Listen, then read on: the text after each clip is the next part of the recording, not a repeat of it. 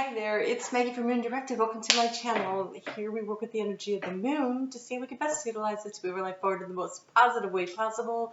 Today we are going to be talking about the week of October 12th through the 18th. Lots going on. We have Mercury turning retrograde. We've got a new moon in Libra happening on Friday. Just lots of interesting things. But before I got started, I was doing a little meditation for the collective. What do you guys need to know most? What's most important? And I started thinking about how, tense the world is right now. Like the energy walking into this week kind of has this energy of you're trying to push your way through this waist deep mud, and everything's flying at you, right? Like, so you're making this really slow progress, and you're trying to move forward, and you're trying to just focus on what you need to do, and yet there's all these things happening, and you could feel your anxiety rising. I could feel anxiety rising in a lot of people, and so I think it's really going to be important that we pull our energy in and not let all of the stuff that's going on out there. And believe me, it is being generated by divine order. I know that's hard to believe and not necessarily a good thing, but there's change coming. And so I started thinking about fear, and there's all these little acronyms that roll around with fear, but for me, the one I really hope that you will consider adopting for yourself would be feeling excited about the revolution. There is a change happening. You could look at revolution as in change. You can look at it as in a cycle that is shifting and changing. We are not going to end up where we started out back in January, right? When we get to next January, the one of 2021, it is not going to look like January of 2020 at all. This world is going to look different. And so there's this big revolution, the cycle, the wheel turning, but there's also this revolution of change. And so your attitude will determine your experience. And so I really want to encourage you to think about, what can you be excited about? What kind of change is happening that you can start focusing on, moving in that direction? And I know there's a lot of things out there where it's like, how can you even be excited about this because all these things are happening? And so I'm going to ask you to look around in your life at that one thing, that one little spark of hope that you can find, that you can focus on, and really nurture and grow that seed of hope that you keep in your heart. Because right now you're going to need to nurture it. It is in some difficult space right now, right? So let's talk just a little bit about the astrology for the week. And then we are going to move into the signs. I will timestamp them so you can hop right to them if you'd like, but please hit the thumbs up. Please help support this channel with your energy that way. And I would super appreciate it. I am not going to put commercials on this because it's going to be long enough as it is. So, like I said, Monday is that waist deep energy, but the moon is in Leo. And so we are going to be encouraged to really step into our power of who we are. And there's this need to kind of, even though what we really want to do is rest and sleep because the moon is void, of course, there is this need to really try to push through the resistance, to keep moving forward, to keep allowing ourselves to make things work for us. On Tuesday, that is when Mercury turns retrograde. Okay, and so Mercury is going to go retrograde in at 11 degrees and 40 minutes, I think it is, of Scorpio. And we have Uranus in Taurus also in retrograde at like 9 degrees. And so they're going to be feeling each other out pretty good. And they actually come into, by the time we get to Sunday, an exact opposition. And so Mercury and Uranus are going to be having this really interesting conversation about change. Like, Taurus doesn't like to change. Uranus says, no, let's go over this again. You have to make these changes, right? Because it's in retrograde. It's like, no, let's review, Taurus. The energy of, I like the way things are. I like the stability. I don't want to make a change. And so Uranus is like, okay, Taurus, let's talk about this again. And then we got Mercury in retrograde going, yeah, no, let's talk about this again. Where can you transform your life? The Scorpio energy, by making this change and encouraging you to make the choices for yourself. Because change is going to happen around you. So the question is, do you want to have some say in the changes, or are you going to just stand there and wait until everything comes crashing down around you? Because Uranus And Scorpio kind of have that tower energy. And so when they're in opposition and they're having this conversation, they're like, no, yeah, no, change is going to happen. So let's do it here. So I'm encouraging you to try to figure out what it is that you would like to make the change so that you can regulate the change for yourselves. And so that same day, we've got, we've got Mars in Aries squaring off with Saturn, squaring off with with Pluto, and the Sun is opposing Mars also. So that is a real, Tuesday is a day to really focus in on what your goals are for yourself, what it is that you need and you want. People are going to be testy.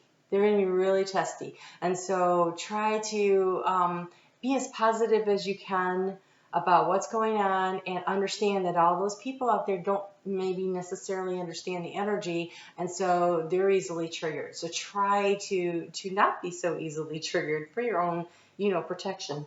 Wednesday is also, we still have the moon in Virgo. And so the moon Virgo, I'm sorry, I don't know what I said, but the moon moved into Virgo on Tuesday. I don't even know if I mentioned that. So the moon moved into Virgo on Tuesday. It's there Tuesday and Wednesday. And the moon is really supportive of Mercury up there in retrograde. And so it's going to be feeling like, no, we need to make these changes, even though Taurus is not happy about it. But the moon is also supporting Uranus, saying, no, Taurus, we really need to. And so I really, really encourage you to think in a very organized way. How can I be organized about the changes that are happening? On Thursday, the moon is going to move into Libra. When the moon moves into Libra, the sun is going to square off with Neptune. So the sun is like in a really tough angle. The sun is in Libra, and Libra likes balance, and Libra likes things to be calm and steady. And Pluto says up there, but we need to change some structures. And then we've also got this other conversation going on between Mars and Scorpio. And so there is all this action happening. It is like somebody is rocking the boat, and we're all like trying to, find our sea legs. I don't even know if we've got them yet, to try to just stay, keep from being thrown overboard. I just saw somebody being thrown overboard in the middle of like a huge storm, kind of like, oh my God, if you ever saw that movie, Perfect Storm, that's just what I saw. Like everything is just going. And so, some of the people survived. Make sure you're one of them, right? Tie yourself down, get grounded, ground into your own personal energy and hang on tight. This is kind of that kind of week. So when we get to that new moon in Libra, it happens on Friday. It happens at, 23 degrees of Libra, which puts it in between, Jupiter and Pluto. No, between Pluto and Saturn. Oh, wow. So this new moon has got some really tough stuff going on. It is going to be asking to shine a light, plant a seed on where you want to transform your life. Where do you want to transform the structures? And so, again, I really want you to be excited about the opportunity for you to reorganize, to redirect, to bring your life into something that really, really works for you. You get to make some choices. Libra is about choice. It's about balance. So making the choice how to keep the scales, really balanced for yourself. But on Saturday, the moon is going to move into Scorpio. And then pretty soon it's going to slide up there, and it's going to be very supportive of that retrograde energy of Mercury having that conversation with Taurus. This is going to be a really tense weekend. We have the sun is going to be squaring off with Saturn. So it's already squared off with Pluto. Now it's going to go talk to Saturn. And Mars is squaring off with Jupiter. Mars is like, I really want to do things. And Jupiter's like, I really want to do things. But they can't seem to decide what they want to do together because they're both being held down by some of the bigger energies. So that's the week. Kind of rough stuff, and yet not impossible if you put your head down and think about, what do you want? What do you want? So planting your seeds of intention become really important. So I want you to think about, and actually best would be to write it down after you thought about it. Write down what you want your future to look like. Let's look into 2021. Okay, let's kind of just bypass this next few months because that's going to be craziness. And no matter what happens politically around the world, what do you want in your life?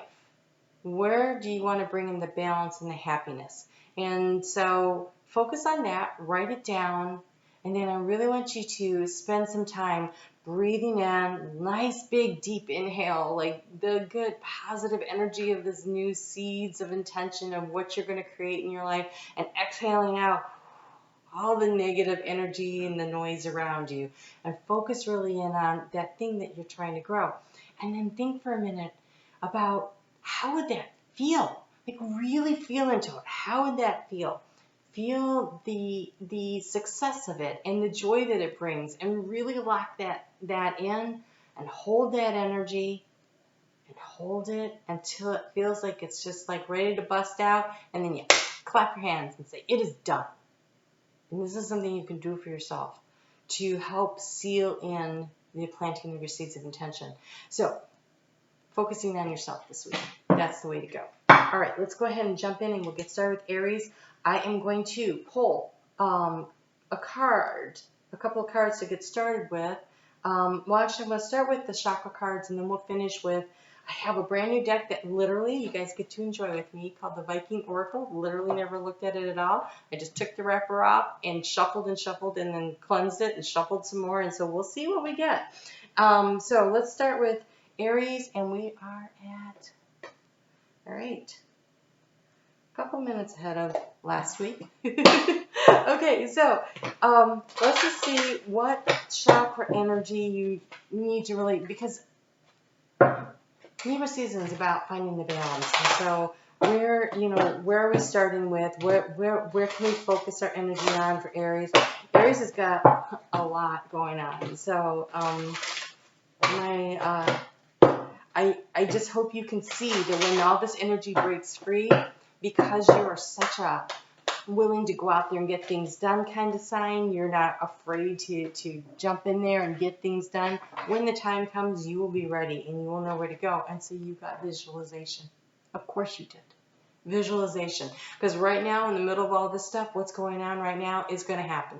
So don't worry about that. Visualize out. Visualize out to what the next step is. Imagination, focus, experience, and manifestation. So really that whole energy of what is it that you want to bring in, what is it going to give you, where is it going to take you, and picture what's next. Because what's happening right now is, it's kind of like, I just saw, you know how you build something with the Legos, and then your older or younger sibling comes along and they kick them all over, and then you have a pile. But then when you sit down after you stop crying, and you yell at your mom, I can't believe they did that. You get back to work, right? And you start building something new. And this time you're like, oh, I like the way this is fitting together better. I like this so much more. And you start focusing on what you're building now. Like what's going on now. And so basically your Legos are being kicked around by your older brother Saturn, and Pluto up there in Capricorn. And they're like, oh, I didn't like the structure of that. You need to change that. And so, okay, well, it's time to rebuild. That's coming, right? That's coming. But right now, you get to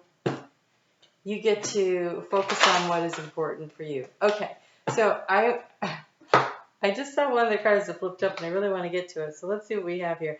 It says, keep your heart open no matter what, right? No matter what. So allow yourself to visualize and keep your heart open no matter what. This is Mary and Archangel Gabriel. This is their energy. So this is a donkey. And sometimes, when you're a donkey, you feel like such a pack mule, like, oh my gosh, I have all these burdens, I have all these things to do.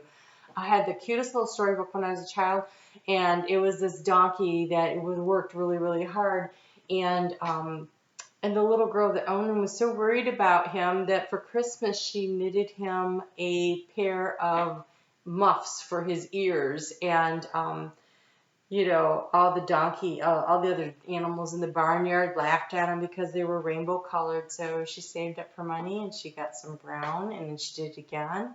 And she gave him what he really wanted. And so then people stopped laughing. Well, animals stopped laughing at him. So keep your head up. Be proud of the fact that your ears aren't going to freeze in the cold and the rest of them don't have that, right? So then you have to take time to breathe. Take time to breathe. Breathe into that energy of what it is that you're trying to create. If you can get out, take a day off, just like go, oh, I'm hiding from the world, I'm doing this today, it's just too much. If you need to do that, do that. I totally recommend doing that. But I think that there's also this need to understand that you can build breathing room space into your life, right? So get up a couple minutes early just so that you can, you know, relax over that first cup of coffee instead of drinking it over the sink as you're running out the door. Or, you know, choose wisely what you're listening to. You know, upbeat music beats the TV these days, that's for sure. You got music for manifesting. I'm going with the upbeat music. To manifest rapidly, think of your desire while you chant, hum, sing, or play music. So taking time to breathe, taking a little time for yourself, listen to some upbeat music, something that makes you happy, and while you're doing it, think about the goals that you're working for. So this new moon in Libra, I pulled a couple of cards for you, and it says nothing is set in stone yet, right? Obviously now the Legos are kicked around and they're on the ground, and it's time to release negativity. It is time to release the negativity. This is the full moon in Scorpio, which is actually, oh no, that would happen in May. So don't worry about that. This is letting go of the crap and pulling your energy in for yourself and just seeing where things are for you, right? Nothing's set in stone. You can manifest what you want. You can rebuild using those Legos, right? Create what you want.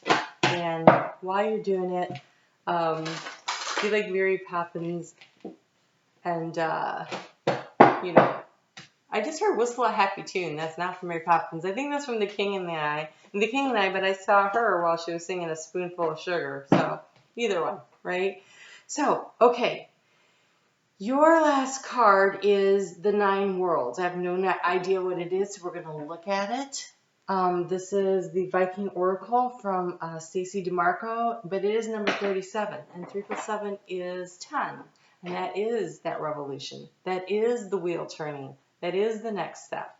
So let's just see what it says. The 9 Worlds. Everything is connected. The fate of one affects the fate of all. Unite for a cause. Darkness and light, good and evil, beginnings and endings, birth and death are all connected. We are never alone.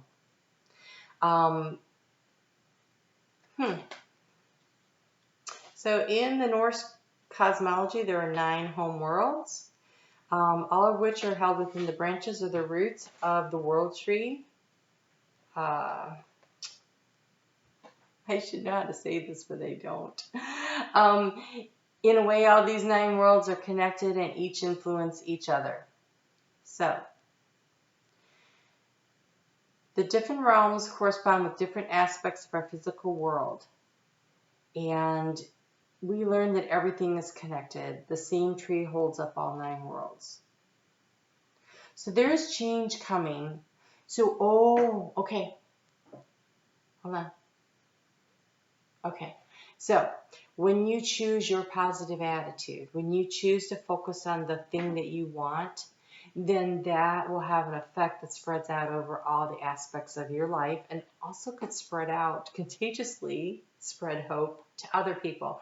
So that music, that joy, you focusing on the joy in your heart and your soul, and allowing yourself to visualize what it is that you want to create that's not only good for you, but that's good for everybody. So there's your assignment for the month, all right, or for the week.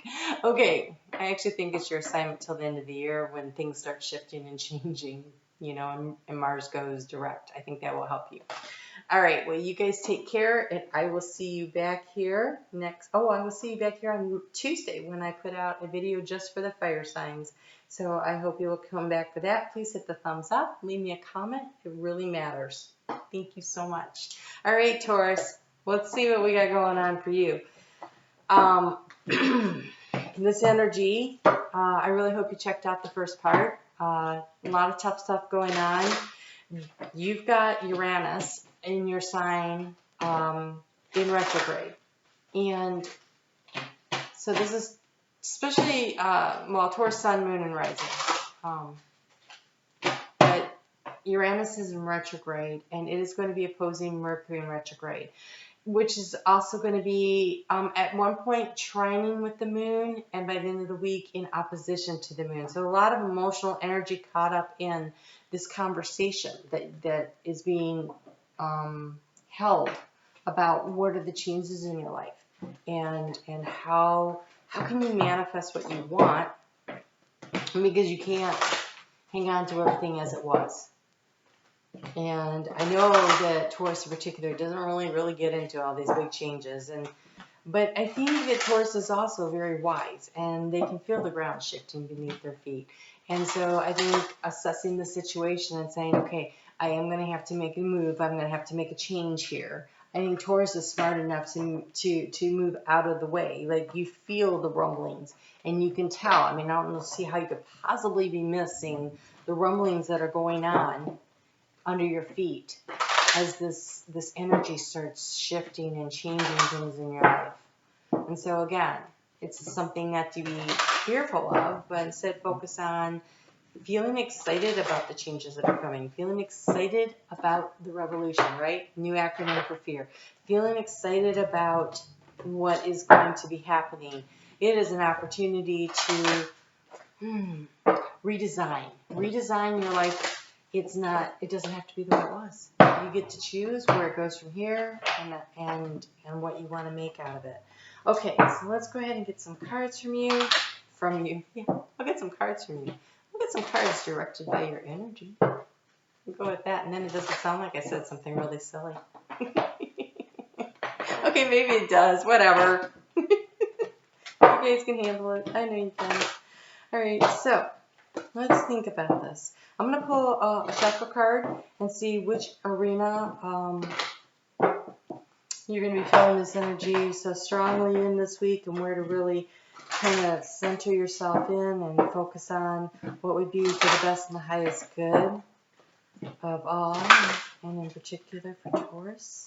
What is the guidance? Okay, ouch. Okay, so it's not going to be comfortable. It's going to be a little awkward.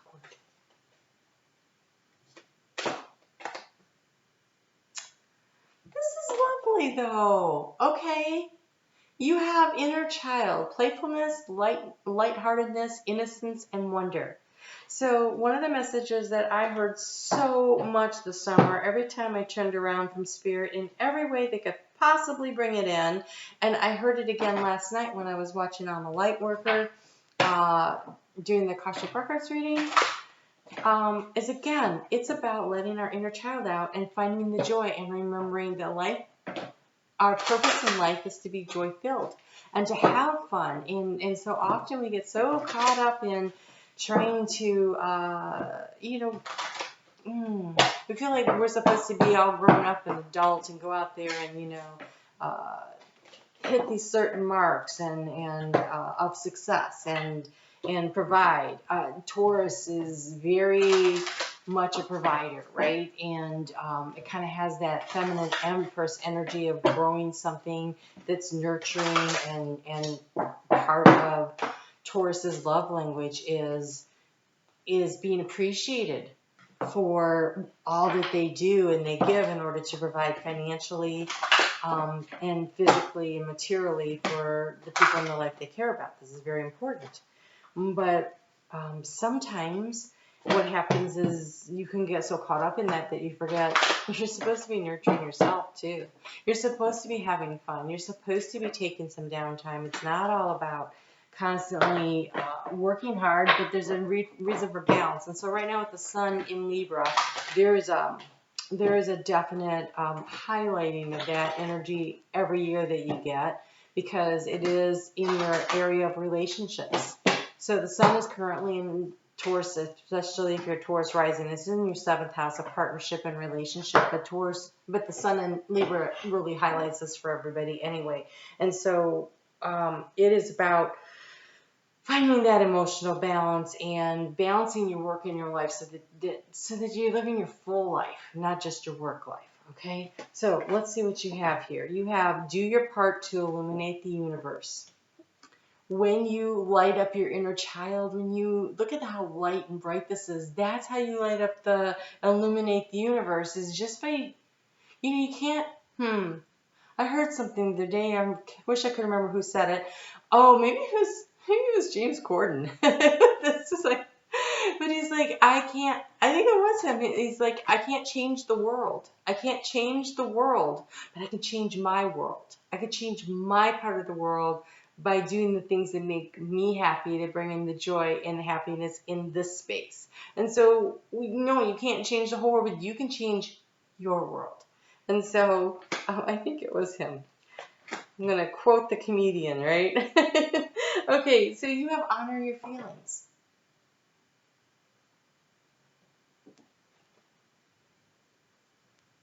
So this is thank you, Haniel, for supporting me as I honor my emotions. Archangel Haniel. Okay, so often I find in my Taurus friends that they feel such a sense of, what's the word I want? Responsibility, commitment to a certain situation, a norm, a group, that they feel it's their duty to soldier on through, to keep moving, to keep things moving. So whether that's you're a business owner and you feel obligated to keep the doors open for your employees, or you feel it's important to secure your family's financial well-being, or you are in a relationship that really you feel like, well, I need to make this work because I can't get out of this. There's too many other people that would be hurt by this. Or I'm trying to think of the things. Those are generally the things that I find Taurus is really like, there's too many other people involved. It's if it was just them that they were worried about, I think they'd make the decision easier. But it's the decisions that are where they feel like a sense of responsibility to a larger group of people, and that's harder. That's harder because they are like, well, if I don't do it, who's going to do it? I had a friend who's a Taurus who was a firefighter, and it was really hard for him. He was a volunteer firefighter, 2 fire departments, and finally he was like, I can't keep up the pace, but I hate to leave because then who's going to make sure these young guys don't get themselves killed? It's that kind of sense of responsibility and obligation to a larger group. But eventually he did the right thing, and he thought about how he felt. He honored his own feelings about it, like it was too much. But sometimes I feel like Taurus gets to that part where they get the 10 of Wands, where they're carrying way too many burdens, instead of maybe dropping a couple back when you were at 8 and you picked up that 9th wand, setting a different wand down so that you're still only carrying 8, because 8's pretty doable. 9 gets tough. 10 is just too much. And so kind of thinking about what it is that you need to do or release or let go of, because it's time to move on. So there's a situation where I feel like you're really standing in there for other people, but you are not enjoying life. You are not having the fun you are supposed to be. You are supposed to be illuminating the universe with your inner light, and it is being blocked, like a shadow over it, because you're feeling the weight of responsibility to some situation that does not honor your feelings. It is time to let go of the old and the worn out so that the new can come in. so that you can look like that, skipping and hopping across, the universe. You have waves of prosperity, new abundance, and exciting opportunities wash over you now. Feeling excited about the revolution, feeling excited about the change that is coming in. Look, you don't have to stay in stuck energy. You can set yourself free, and you are the only one that can. You're the only one that can. So this new moon says to bring love into the situation, and conclusions are within reach. And I really think the love that you bring into the situation is the love of your inner child, the love of who you are and what it is that you want, and honor your feelings. What do you want? What do you want? Choose. And I really hope you choose happiness, and I hope you choose joy, and I hope you choose that which makes you feel like you are putting yourself first. Like you are honoring who you are as an individual, that you have the right to be happy. And then, when you choose yourself, and I don't mean in a selfish way, and so many people think it's not necessarily selfish. Like if you've been carrying a burden for a long time and it is just weighing you down, there's no joy in life because of it, and you choose happiness and you choose joy, you love yourself enough to put yourself first, to pick yourself, you will be rewarded by that. That's when the waves of abundance and prosperity comes in. That's when the new opportunities come in. When you are willing to let go and move on from situations that are stagnating, because we are here as creator beings, and especially when you're a Taurus, that is that creator energy. So, in the deck that I'm getting to discover with you, it is the Viking Oracle by Stacey DeMarco. You have number 31, Mani. So I'm going to look up what it says, but I can tell you 3 + 1 is 4. That's stability. And stability to me is very much Taurus energy, but are you armored up to protect yourself from the world? Are you so afraid of setting down your battle gear? I mean, look at the difference. Look at the difference. You're being encouraged to allow yourself to run free, but if you're all armored up and you feel like you have to defend and fight for something, where's the lightheartedness? Where's the joy? Where's the happiness? Okay, it says here, time is precious. Be grateful for each passing minute. Using time well is a virtue. Be mindful of how you use your time, which may mean doing very little if that is a benefit. Let your inner child out to play. Let your inner child out to play, Taurus. All right, I will see you back here on, I do the Earth signs on Thursdays. So I will see you on Thursday. Looking forward to it. We'll see what we're going to do to bring a little bit more balance into your life. And until then, you guys take really good care of yourself. All right, Gemini. Gemini.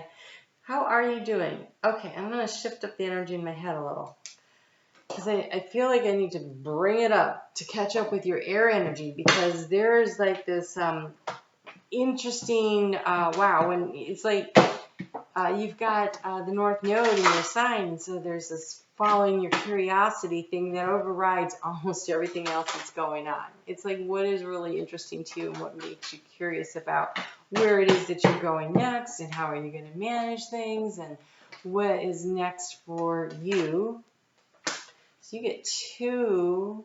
Okay, you get 2 chakras that we're looking at. So we have kindness, and we have the solar plexus. So one is the heart chakra, kindness, and the other one's the solar plexus. The solar plexus is your self-confidence. It is the energy to do things. It is that activation energy within yourself to take your ideas and to move forward on them, to see what it is that you can create for yourself. It's a very creative energy that is really light and bright. So this week, while all the madness is going on in the planets, if you focus on kindness and sharing and giving and receiving in balance from the heart space, and activating the self-confidence in yourself that you can do things, you can make things happen for yourself, then I think you're going to find that things really click into place. That's, So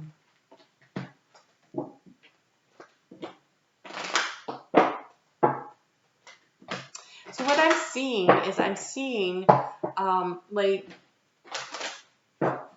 it's a match that got struck on the side of, okay, on the side of a wood stove. That's funny. All right, so when I was a kid, there was a time when we used the wood stove to heat with. And I would jump up out of bed in the morning and I'd run through that cold freaking house. And I would strike the match, and because I would set the fire up the night before.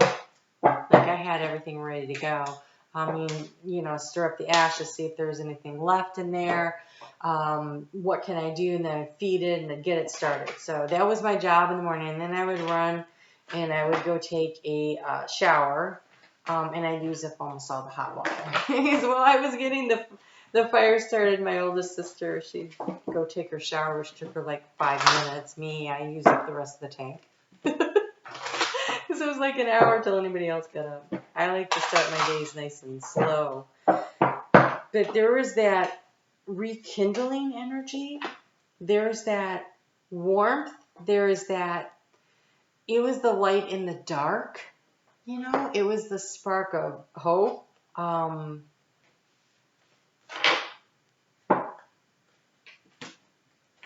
Okay, so I'm looking at these cards that are starting to come out here. So you have a need to forgive yourself. So I think that kindness and that benevolence and that sharing and that striking the match and rekindling something, that need to feel confident, it is coming from, wow, a need to forgive yourself for something. Like, okay, so sometimes we have to forgive ourselves for trying something that doesn't work. It could be that you hurt somebody, but whatever it is cause of this lack of confidence in you. Because we have the soulmate relationship here partnered up with self-forgiveness. Let go of guilt and remember that you are God's perfect child. And new romance with spiritual basis is here for you now. And so I feel like there's a real need to let go of something. That new moon in Libra. That new moon in Libra is happening for you in your 5th house of fun and romance. And so you have, nothing will come of this situation. And so there is a situation that needs to be released and let go of, a need to forgive yourself so that you can open up for this new opportunity to have the right soulmate relationship come in. If you are continuing to hang on to the stagnated energies, then I think you're going to find that you don't get where you want to go with it. I feel like it's going to be, there's too many cards here. I have to move these to the side. I feel like you're blocking. You're blocking because you feel guilty. You're blocking because you're not accepting and loving the shadow side of you. The dog always reminds me of loyalty and unconditional love, right? Unconditional love.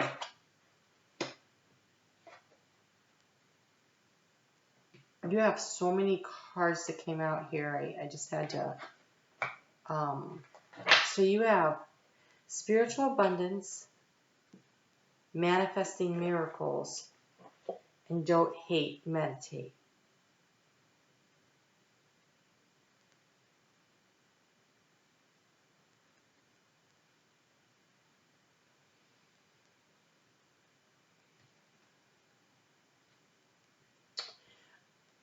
Meditate on loving yourself and what brings the joy and the happiness and allows you to really light yourself up from within. What stirs the embers inside of you of self-love? I think oftentimes when that sun is in Libra, we're thinking about relationships. We all are. Like, they are so heavy on everybody's mind. When we think about where we messed up, where would we like to go from here? Why am I all alone? Why am I not alone? I mean, it doesn't seem to really matter. Like, maybe It's really hard. And then there are those that are like really appreciative. They're appreciative of the great relationship they have. They're appreciative of the things they've learned about themselves and the relationships that weren't so great. Those are the ones who really succeed. So yeah, so you have be joyful and trusting. Be joyful and trusting. And see, that's emotional waters. So be willing. Oh, gosh. So for Gemini, it's always a little harder to get into the emotional waters, right? You're an air sign. It's a little bit harder. But it is in the emotional waters that you're going to find the soulmate. You have to be willing to dive in and do that. Manifesting miracles, Archangel Orion. Thank you for manifesting miracles in my world. Sometimes when things happen and we're like, why did that happen? It happened for you, not to you. We call in people, oh, you know, there's a phrase I really hate, is that word toxic relationship. It's a toxic relationship. What does that even mean? Okay, so I wish everybody would take that phrase out of their vocabulary and try instead to look at it this way. We call in certain souls. We ask, before we incarnate, we're like, I want to learn this lesson, I want to learn that lesson. Who will come and teach me this lesson? And somebody volunteered. It's not toxic. You called this energy in because there was something your soul wanted to learn and wanted to grow. It wanted, probably from the looks of these cards, in this particular case, it looks like what it came here to do was to teach you how to unconditionally love yourself first, to have that high self-esteem, to know your value, know your worth, to forgive yourself for the imperfections in life. Be willing to dive a little deep and find the joy in all of life. And in all of you, like the mistakes and the good stuff, right? But the mistakes, there's always a lesson. There's always something to be learned in that. So this is the final card for you is going to come from the Viking Oracle. I just got this deck. I just unwrapped it right before I turned this on. Did some clearing and shuffling, and you have two, and it says URUZ. I don't even know what that is. Uruz? I don't know. I'm sure I killed that. I really apologize. So, those of you who know, if you want to give me a phonetic spelling in the chat, I would really appreciate it. And by the way, please hit the thumbs up. I really appreciate it when you show me the love. Let's just put it that way. All right. So it says build personal power ethically. This is the seat of your personal power. And ethically would be to do it with love and benevolence. So it would be by being kind to others. It would be about showing loyalty and love and kindness to others as well as yourself, giving and receiving, not through domineering, bullying tactics, but instead through love, right? That's how you build your actual confidence. When we feel a little insecure, there is a tendency in humans, right, to knock other people down so that they can't tower above us, right? But instead, if we build them and them up, they will pull us along, and then pretty soon we're all standing up there, right, head and shoulders above everybody. And so build personal power ethically from the inside out. Endurance and resilience are important now. Our will can change our fate. It can forge a path where there is none. Look to your health and vitality, for these may need healing. And the solar plexus has a lot to do with health and vitality. And a great way to change energy is to actually move. Like get out there and start walking. Just physical movement. And actually, the energy right now is so interesting and so dynamic, and change is happening. And so we're coming out of this phase of the world where energy was pretty stuck. And I think that's what's really, all this energy, and all these energetic shifts right now are causing a lot of discomfort. And a really great way is to actually move the energy through your body is by physically moving and drinking plenty of water and allowing yourself to rest and recuperate. So make sure you're getting, good enough sleep, right? 7 hours if you can, at least.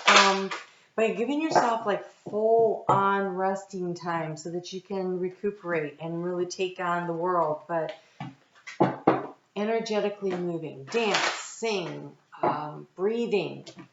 Okay, so yeah, you're alive and you're breathing, but I mean breathing with yogic breathing, and the deep breaths in, the long exhales out to really move the energy and the negative energy through your body. But of course, I definitely recommend breathing of any kind, right? I do. I think that's a good thing. All right, Gemini, I will be covering the air signs on Wednesday. So if you will check back, we'll look a little bit more at finding our balance as we come into this new moon in Libra. And I look forward to chatting with you then. So thank you. And be sure to hit the thumbs up. All right, Cancer. Cancer, before I forget, please hit the thumbs up. Show me the love. It really, I'm sure that every time you guys watch a YouTube channel, you're like, oh my gosh, why do they always say that? And the reason why I say that is because YouTube has set up their algorithms such that if we don't get interaction from you, they just shove us to the bottom of the pile. So it really makes a difference, and not just for me, but any of the YouTube channels that you watch. It really helps them out if you can, interact, leave a comment, or hit that thumbs up button. It's free, and it supports the channels that you enjoy. So let's look at what's going on. So this energy this week, oh God, everything's happening in the initiating signs, and you are an initiating sign. So there's a lot of action in Libra, and there's a lot of action in Aries, and a lot of action in Capricorn. And the only initiating sign that doesn't have a lot going on would be you, right? Cancer is at the moment not there, but everything that's happening is in opposition to your sun, or your rising sign, or your moon, right? Depending on this, if you're Cancer, sun, moon, or rising. So everything that's going on is triggering. And so it becomes really important that you stay focused on what is that goal, that dream that you're heading toward. What are you moving toward? Because the changes are coming, right? And so what do you really want to focus on that you want to bring in for yourself in 2021 and beyond? Because this energy is just going to do what it's doing. It's like shaking up the kaleidoscope of our world, and it's creating a new picture, a new thing. So what is the part of your world that you really want? I just saw an word. So what is the part of your world that you really want? And so look, you have gut reactions. So this is, again, the solar plexus energy that I was just talking to Gemini a lot about. This is your intuition, your knowing, your sensing, and it's trusting. This is trusting your intuition. Hello, Cancer. Right? Like, our world works so much better when we pay attention to our intuition. Everybody says, but Cancer is dialed in a little bit more, right? Particularly if your sun is in Cancer, then a lot of times that means that Mercury could be there, and Venus, the little personal planets, tend to be in the vicinity when the sun is there. And so, tapping into your intuition, what feels right? What direction do you want to head into? So this energy is pretty tough this week, and I'm not surprised to see this. This has shown up in a different way for almost everybody. So you've been working hard, take a nap, and get some rest. I was just listening to Nicholas Ashbaugh. I love him. Really, I will at Nicholas Ashbaugh on the bottom. You guys have got to watch him this for November. That he just did today. It was amazing. So one of the things he was talking about was how Cancers really need to be focusing in on getting enough sleep. And then here reiterated, Spirit really wants to get the word out that all this stuff happening in opposition or in squares, and squares is really tough energy. That is like that hard, sharp right turn. You got to make this turn around the corner, and it's uncomfortable. And so being rested. Also, the veil is really thin right now, right? As we move into the Scorpio season and we come up on the Day of the Dead there, the thinning of the veil. And in your dream time, it's a lot easier to access that intuition, that gut instinct, to really kind of feel into that energy. So take advantage of it, And if you want to go to bed a little early, you should do that. You absolutely should. So you have live joyfully in the present. Live joyfully in the present, the dolphin spirit. And so I just focusing on what is the little part of your world, the little seed of intention that you're doing for yourself. Because there's so much noise going on out there and so much stuff, but when we focus in on ourselves and we think about what makes me happy, choosing yourself. And I don't mean in a selfish way, I mean in a healthy way, right? It's putting your mask on. What do you need to do for yourself to bring in the joy and the happiness? So live joyfully in the present. One of the best ways to do that, remember, we're going to change what fear means. We're going to go feeling excited about the revolution. Change is happening. Get excited about it. But so when people are in the negative energy of fear, they're looking either to something that happened in the past and they think it's going to happen in the future, or they can't see into the future and that unknown is very uncomfortable. But you can see where you are right now. And so what can you do today? What can you do this minute to make you feel better? And so do you need to stop and think about something that always makes you smile? I have a little kitty friend that whenever I need to put a better energy around me, I just think about her and I bust out into a smile. And if you were with me at the beginning, I got to plug in. If you were with me at the beginning when I was doing videos, she was staying with me that week and she showed up. She's shown up in some of my videos. Her name is Mia and she's just adorable. So she always puts a smile on my face. She's a friend of mine's cat, but she's my soulmate. Okay, so we have kangaroo. Be a force for good. Be a force for good. So you putting a smile on your face, you tapping into the presence of now when everybody is going to be all stressed out. You just finding the joy and the happiness makes you a force for good. That doesn't mean you have to worry about trying to make everybody else smile. You just being pleasant will be maybe the only bright spot in their day. And then we have horse. Care for others and let them be free, right? You can lead a horse to water, but you can't make them drink, right?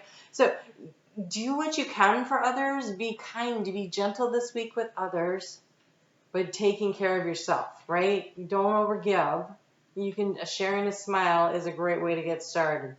So it is time to look at other possibilities, and it's a good time to make changes, explore your options. So that is, being well rested will also help you to have clearer thinking, right? Be more in tune. Wow, my face is so itchy.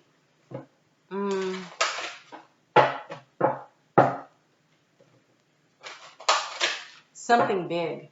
It is something big. Wow. Okay, so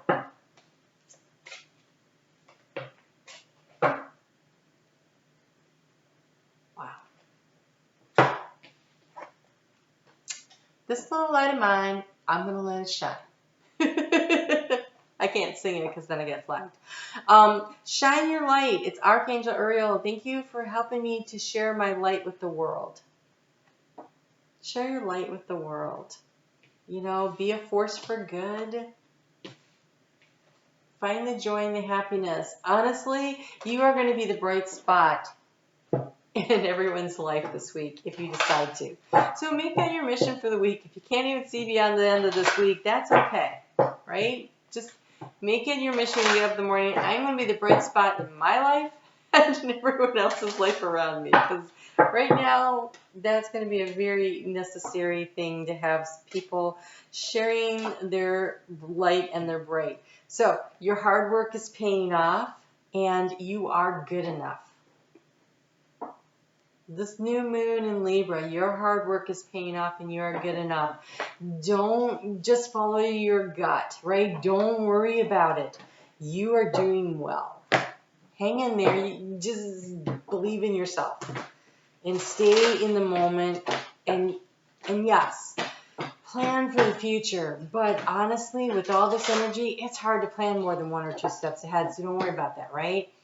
Know where you want to end up and leave the details up to spirit. And be using that gut and that intuition so that when opportunities, right? Because you said you have options, right? You have options. when things come up and you go, I could do that. Does it feel right? Does that make me feel light and sparkly inside? And if it does, then it's a thing. If you're like, I don't think so, then don't. Follow your intuition, you know. So you have number 22. In goes, I'm sure I said that wrong. It's the Viking Oracle from Stacey DeMarco. I literally have not looked at it. I opened it up. I shuffled it. I cleared its energy. I shuffled it some more. And then I thought, oh, let's just explore this deck together. So I felt like this energy is kind of the energy of we kind of need to armor ourselves up in some way. And for you, armoring yourself up in your light of joy. That's what you're being asked to do. So you have profound strength grows slowly. So it's number 22, which creates the number 4, which is about stability, right? So profound strength grows slowly. Do not take the shortcuts. Make use of stored power. The positive power of the masculine is available for all. Take action and learn by doing. You have options. Follow your gut. If it's too easy, then it might not, you're like, well, if I did it that way, it'd be faster, but is it better? So listen to your gut, listen to your intuition. I just recently took a course on something, and I thought, this is great because they were offering some stuff I wanted to do, already pre-planned, blah, blah, blah. I'm like, oh man, if they already did it, then I wouldn't have to waste my time, inventing the wheel. Like, right? It's already done for me. And I really seriously considered the thing. But when I was seeking clarity on it, listen to the signs and look for signs around you and listen to your intuition and stuff. Well, the last day they played this song, and it's I Am Unwritten by Annette Benningham, I think. And that's oh my gosh, I love that song. That's actually kind of my theme song. But it was like, no one else can do it for you. Only you can let it in. No one else. And I'm like, oh, come on, work. So slowly but surely, but it'll be what I want, and it'll be the way I want it. And so, it's like that. So stay in the moment, stay present, listen for the guidance, listen for the intuition. The messages that are coming to you from spirit, from your higher self, from your guides, and make your choices accordingly. But remember, you're good enough, you are competent, and just let your light shine. Be the bright spot in your life this week, and if you're the bright spot in your life this week, you'll be the bright spot in everybody else's because they all need it. All right? Great, we're going to move on now. We're going to move on to Leo. Hey there, Leo. How's it going? You guys, I need to timestamp this. So this is for Leo Sun, Leo Moon, Leo Rising. Let's see what's going on for you this week. I feel like you need to really be confident. I think you need to step into your superpower of who you are and really be observant and find that inner strength. And I'm literally seeing somebody pulling themselves up by their bootstraps, but then, and I've never actually seen that before, so it's interesting. And then standing tall and strong. So that's the first message. Let's see. We're going to get into the Chakra Cards, see what Spirit wants to bring forward that you really focus on this week. So you are spared the brunt of most of what is going on this week. But I will tell you that the brunt doesn't mean you're escaping it. It's like you get the glancing blow. You get the irritants. Like, I think that if you're not careful, you could be triggered. Because it's going to be like this constant irritation going on around you. So, maintaining your perspective, seeking knowledge and truth and clarity. Third eye.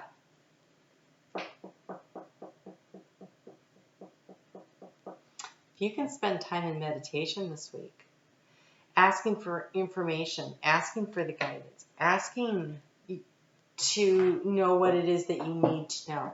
What do I need to know right now? What do I need to know right now that is for the best and the highest good of all?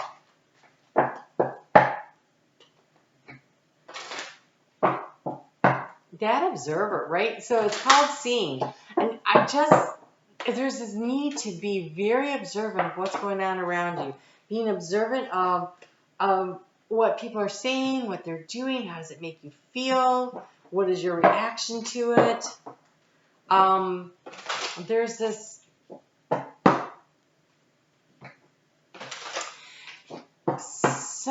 feeling of, I don't know why. Okay, I'm sure that, please don't be offended. But so often when I get into Leo's energy, I always see a lion, which may or may not offend you. You might be like, oh my gosh, can I be more creative than that? But that's what I see. And what I see is this lion crouched underneath these bushes. I see feet firmly planted, and I feel like this tenseness, like this getting ready to pounce energy. Like I don't know what's going to happen next, but I'm preparing. There's a very centered, grounded feeling, but there is also this need to really like peer into the darkness and see things that others wouldn't see, right? Cats can really see at night. So there's something going on with that. There's something where I feel like you don't have all the information, but you know something big is about to erupt. And there is a need to be on alert. But not, I don't want to say like it's negative. I want to say it's like so that you know when it's the moment to strike. When is your best opportunity? Not because of fear, but because there's going to be an opportunity. So what is that? What is the, whoa, we do not need the whole deck. Okay, so let's see what we have here. So you have Raven, prepare for change. Yeah, that makes sense. Unconditional love, the Divine Mother. You know, before I get started, I always spend time talking to my guides. And in particular, when I was talking to Mother Mary today, I thanked her for her guidance and her protection. And I asked her to bring the nurturing love to this reading because there's going to be some tough energy. And so whether you have a good relationship with your mother or not, whether your mother is around or not, in that moment, like my nephew was sick this week and he's like, I just want my mom. I'm like, I know, honey, we all want our moms. He's like, well, your mom's already passed. I'm like, yeah, he's on the spectrum. I'm like, yes, but when we're sick, we still always want our moms. And so Mother Mary wants you to know she is here, irregardless of your relationship with your earthly mom. Remember, we ask people to come to help us, to teach us lessons. And so sometimes that's the way it's done. This is that unconditional love that you need to show yourself. Because what I just saw was you pulling open the robe of yourself, and there's your little child in there. And so this is about you protecting and loving yourself unconditionally with the support of the Divine Mother. And so nurturing and loving your inner child. What can you do for yourself this week that would be fun and uplifting to your inner child? You know, what brings you joy and happiness? Make sure you make a little time for that. Wow, so you've got the unconditional love of the mother, and you have father healing.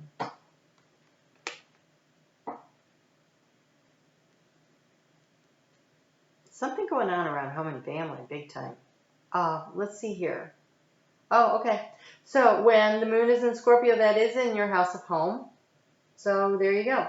So there's some issue around home and family that needs nurturing and love. You have the treasure chest, though. And perception, right? Seeing is perception. What you choose to find the treasure Choose to find the treasure in whatever the situation is here. An unforeseen windfall of new abundance comes to you now. You know, Father Healing says your personal power increases as you give any father-related issues to heaven. And so offering that unconditional love to yourself that maybe you did or did not get from your parents, doesn't matter whether or not you did, always loving yourself opens the door to that's the treasure. You're the treasure. Right? So when you love yourself and you believe in yourself and you trust in yourself and you understand that you are so worthy of so much, that's when doors open. That's when the abundance comes in. And abundance does not necessarily mean financial, right? It's abundance of love. It's abundance of self-worth. It's abundance of opportunities. It's abundance of personal happiness and joy, which can take many forms. But it's about loving yourself unconditionally and freeing yourself of that little voice in your head that says, oh gosh, you didn't do that right. You're not good enough. Or you screwed that up, didn't you? Or, you know, why can't you do this right? Or whatever those little voices in our head are. They were put here. The people that said those things that made you feel that way, or maybe it just comes from inside of you, but generally that's not how that works. You were programmed that way because you came here to learn how to love yourself unconditionally, to be your own mother and father, to stand up for yourself, to protect yourself, to love yourself unconditionally, to heal the inner child, to be father and mother to yourself. That is something that a large portion of people are here learning how to do right now. And so there's been a lot of damage, I think, through the centuries with the patriarchy dominating the matriarchy and just, and so there's a lot of healing right now. This is a lifetime where we're settling that karma. And so really focusing in on that and loving all the parts of you. You know, you have some beautiful cards that came through for the new moon in Libra. So the new moon in Libra is again on Friday. If you have anything in your chart around 25 degrees, that's going to have some kind of a trigger on it. You have your dreams, need a practical plan, and work through your fears. Remember, fear is about feeling excited about the revolution, feeling excited about the change. The Raven says there's a change coming, feeling excited about this. And that's how you work through this. It's not by dreading change. You know, these are both very fixed signs. Scorpio and Taurus are fixed signs, and they're in opposition to each other this week with Mercury in Scorpio, and by the end of the week, the moon moves into Scorpio, and then we have Uranus and Taurus, and so they're having this conversation about this change that needs to occur. And when that moon gets into Scorpio, that's when all that energy moves up in there from your 4th house of home. And so there's a change. There's a conversation about something around your home life that is changing. So look for the gift in it. Look for the benefit in it. Look for how you can find the joy in it. And you might have to dig a little because it is about seeing. It is about the perception of it. It says perspective, truth, knowledge, and clarity. So being very clear. I almost feel like not allowing yourself. See, he is above the emotional waters. I feel like staying out of the emotional waters is the key to success here. And he pulled himself up out of it to watch the sunrise after the storm. There's a new day dawning. And when you pull yourself up out of those emotional waters and you allow yourself to see things as the storm clouds are clearing, then you'll discover the treasure.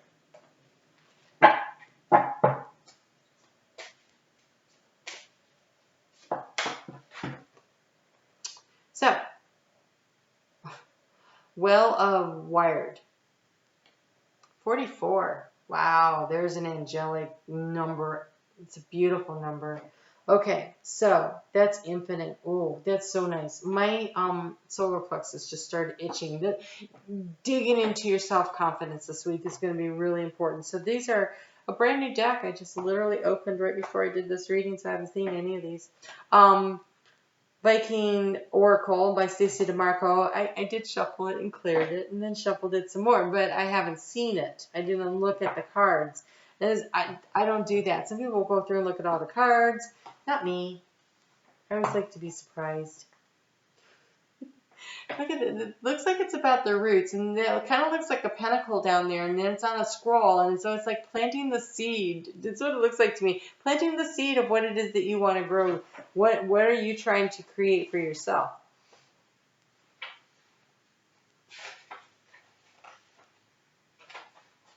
Okay. Magic is real. It is a force in the universe. Your power is real. You are a force in your own life. Do not dwell too long on the past, for you will miss the present, and thus your opportunity to direct your future. Everything is connected, even apparently external influences that may affect us. Do not dwell in the past. Release any of the upset feelings that you have regarding your parents or around parental situations, or if you're a parent around your children, whatever it is. And it is time, change is coming, and it's time to try to release the negative feelings so that changes perspective can allow you to find the gift, the treasure. So, wow, I'm going to share something with you that I do not share.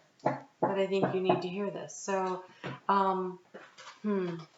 my children have to one degree or the other all chosen not to be in my life. And it was very difficult and really painful at times. And I actually almost committed suicide over the situation. That was so there was a gift there because I was so distraught. And Spirit came and talked to me, and they're like, what the hell are you doing? You got to go through this again next time and resolve this thing. It's going to be harder next time. I'm like, I can't do harder. So I'm sticking it out. So, but the gift has been for me the freedom. The freedom to do what I want in my life and not be tied down, worried about, do I need to babysit? Do I need to be here for this thing or that thing? I mean, there has been a gift in the freedom. It was hard to find a gift. Not gonna lie. The other thing was that I had to learn to love myself. I really thought that, my kids would automatically love me because they were my kids and because I gave and I gave and I gave. So I had to learn that personal boundaries are important. That you cannot give and give and give and not get anything back. That's not healthy. And so out of this really super tough lesson that when I look at my birth chart, I'm like, oh yeah, no, it's all right there. It was the path I chose. And so it wasn't easy, but it was necessary. And it got me to where I am now, where I see things I couldn't have seen before, where I've had experiences I couldn't have had any other way. And so what about the situation around your family is the gift? What have you learned? And maybe you can't tell right now because maybe you're too close to it. I did have to have some time and distance to get there. So I guess instead recognize that when you love yourself and when you forgive yourself and when you forgive the other people involved and understand that they're just doing their soul path. And we're all just here doing our soul paths. When you allow that to happen, and then the process starts moving forward and you get the distance and you can look and then you'll see the gift. And so the sooner you get to the part where you can release and let go of the anger, the hurt, the resentment, and choose to love yourself unconditionally and choose to love those souls that came to teach you how to love yourself unconditionally, to forgive them and to love them because all they were doing is what you asked them to do. When you get to that place, then all of a sudden you're like, oh my gosh. And you start leveling up because everything in life is a big circle. We just keep going round and round. And something, I was like, why does this always happen? And then one day I'm like, oh, I figured it out. I started spiraling up. Like you keep going around. It's like going around and never seem to get anywhere. Well, right now the world's changing so much. There's this energy to really propel everybody to figure things out. So where are you being propelled forward? Where are you being propelled upward into the next level, into the next cycle, where you see things from a higher perspective, where things are easier to understand. That's where you're going. All right, Leo, be sure to hit the thumbs up. Love to see you back here on Tuesday when I do the reading for fire signs. And, you know, just take care of yourself. Believe in yourself. Love yourself. If you're struggling with that, then know that is what your super goal was when you came here. So drill down into it and figure out how to do it, okay? All right, we'll talk soon. And now we're going to move on to, I almost turned off the video. We're going to move on to Virgo. I forgot I was just doing one big long bird. Okay, so this is for Virgo Sun, Virgo Moon, and Virgo Rising. How are you? Been some really interesting messages coming forward today. This energy this week is challenging. You do get the moon moving through your sign on Tuesday and Wednesday, right when Mercury goes retrograde. I think that you're going to feel the emotional connection to the Mercury retrograde is about kind of reviewing things, you know, and it is going to be very transformative energy around relationships, and for you that's happening in your second house of what you value and what ends up there. It starts out in your third house of communication, and then how does that translate to what you value and how are you going to work through that? And so that's a journey over the next few weeks for you with that. But in the meantime, we just have all this other stuff going on. But for you, the area to really work on is being open to learning and seeing things differently. So you have intelligence, of course you do. Education, knowledge, perception, and flexibility. You're a mutable sign, you're flexible. In education, knowledge, and perception, that's everything. So, okay, basically, if we just threw in the word organized, then we'd be talking about Virgo, right?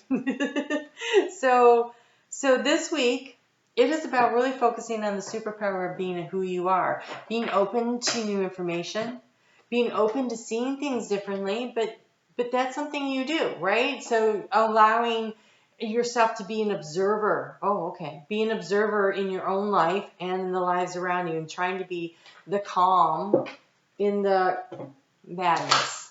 There's going to be a lot of upset people this week, but if you recognize that, if you see that people are not going to do things the way you would like them to, and they can't help themselves, they don't even know. So, you know, so being a little more patient, I feel, is going to be very beneficial to you. You know, so you have lived joyfully in the present, the dolphin. And not the first time I saw this. I don't remember where I saw it. I don't know if it was Gemini, which is also ruled by Mercury. So that could possibly be it. Or it was Taurus, which is a fellow Earth sign. But I think it was Mercury. I think it was Gemini.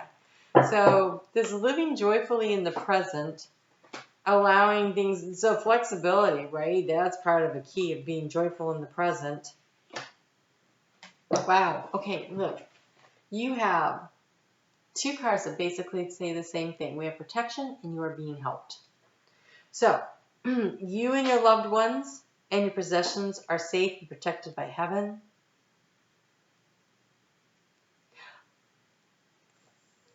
So I just saw the hurricane. All right, so for those of you that are in the path of this hurricane,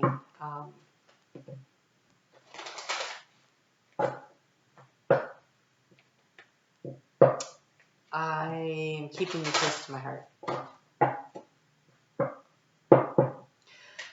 Okay, for those of you, wow, that was really some intense energy. Okay, for those of you, words, other things, and goodness gracious, there's so many other things to choose from. It says you are being helped. Heaven is working behind the scenes to help you, even if you don't see the results yet. Wow, you are protected. Archangel Michael. Protection is a big deal this week. You have to connect with music. I play music to do a lot of different things in my life. I use it to clear the energy in my room. I put it on before I do these videos to clear the space, because music goes into every nook and cranny, right? I use it to lift me up in the morning. I use it to dance to get my spirits up.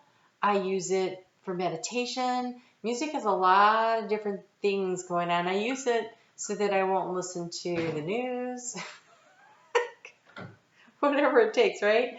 So thank you, angels, for inspiring me through music. And I get messages through music. I just recently made a decision based off of a song I heard while I was trying to contemplate on it. So you have some serious help this week. You have Archangel Michael and you have Archangel Metatron. Metatron's like, okay, I don't think, oh God, his energy is so strong. He's a very, very powerful archangel. But apparently, according to what I know, and it's not because I know, it's because I heard from people, that Archangel Metatron spent some time in the human form. So he's very aware of the struggles. It says, thank you, Archangel Metatron, for clearing my energy field. Detox yourself from the news, from the craziness, from everything. Listen to music. Find some happy music, find some inspirational music, find something that helps you block out, because you're supposed to be living joyfully in the present. So fear is going to be a big thing this week. I could see that. And so what they told me was to call it feeling excited about the revolution, the change, the cycle that's completing. So it's about the next chapter and where we're going. But we have to get through this part, right? And so envision what success means to you and hold that energy and know that you're being protected and you're being guided, and listen to music as a way to protect your own personal space and energy. And again, there's music on YouTube that clears the energy out of a house. So if you feel like there's negative energy in your house, play that music. If you feel like you need uplifting music, there's happy music. There's all kinds. I'm constantly, depends on what's going on for my day in my life, what's going to be being played. So let's take a look at what's going on with this new moon in Libra for you. What kind of changes is it bringing? It says bring love into the situation, and you are very close to achieving your goal. So don't concern yourself with the necessary steps of how exactly. Hold on to that feeling of success. Know that you're being protected. Know that you're being guided. You are being helped. You're being helped by some seriously large energies. You've got Archangel Michael and Archangel Metatron. And so focus on being joyful and being happy in the moment. Man, when Archangel Metatron shows up, the energy in the room gets really solemn. I'm sure he has a sense of humor. But it's always like this really, I don't know. My first encounter with Archangel Metatron, I didn't even know it was him, and it was 20 years ago, and the energy was so large. It's impressive. Let's just put it that way. It's impressive energy. So, thank you. He's like, I'll pull it back a little. This is like, it's hard for me to breathe when it gets like that strong. Okay, so we have number 7.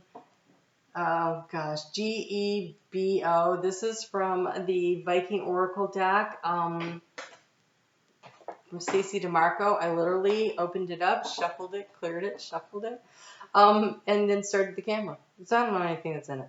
But you have number 7, and 7 is about change, but it's divine guided changes. It's calculated, like choosing. It's you making a choice.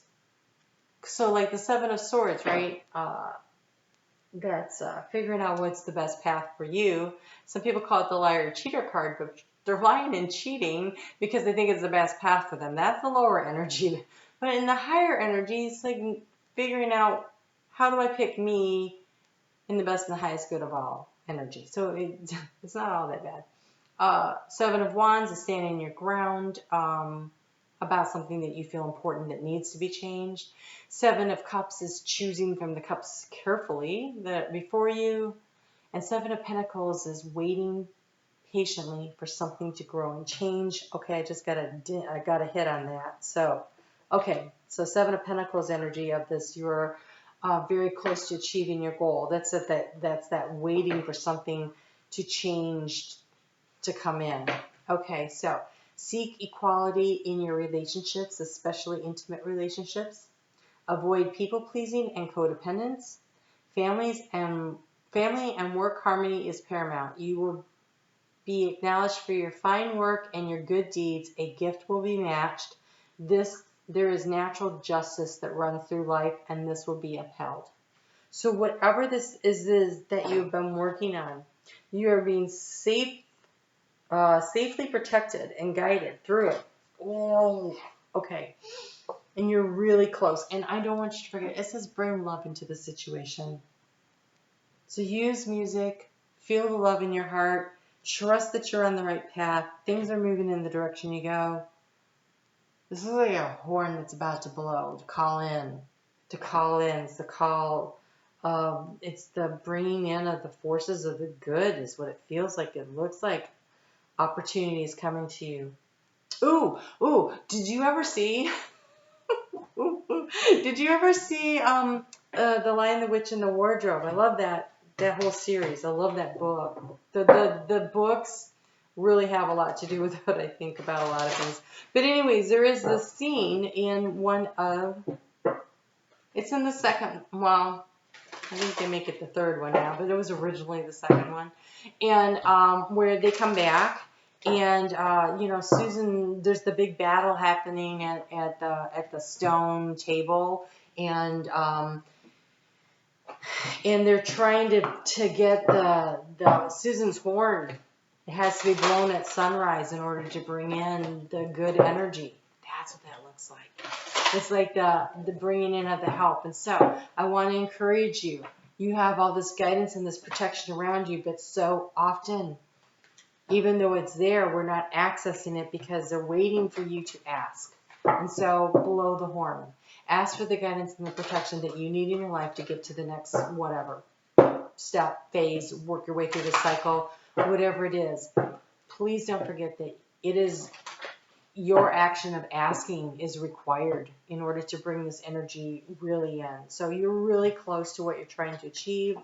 Bring the love in, play the music, lift up your soul, focus on the joy and the happiness in the moment, knowing that you are safely protected and guided. Be grateful and ask for the help.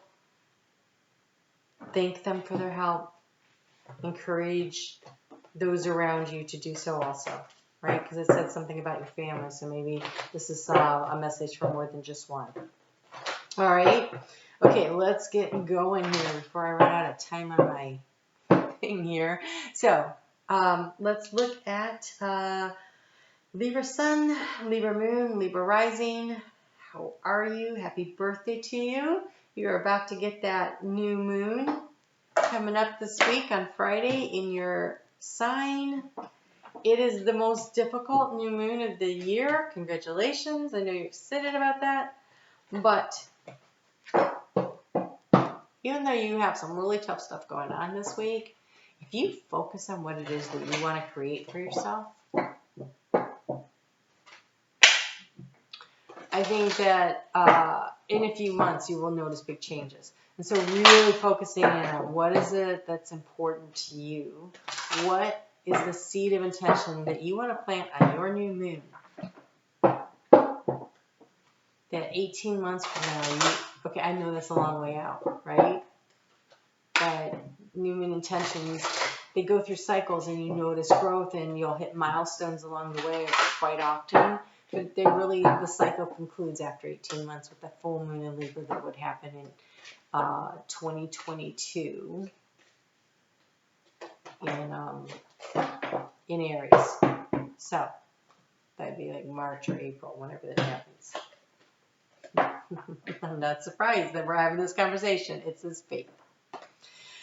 Hope, support, miracles, and spirituality. You are being asked to plant your seed of intention in faith. You have to believe it. Oh my gosh, really? All right, you have to believe it to achieve it, someone just said. Okay, whatever. Okay. I would like to do something that doesn't rhyme, but Dr. Seuss shows up sometimes. Okay, so when you believe it, and you have faith in it, and you nurture it, and you seal it into your heart space, and you can picture and you can feel the energy of what the completion of the seed when it grows and it matures, what that's going to be like.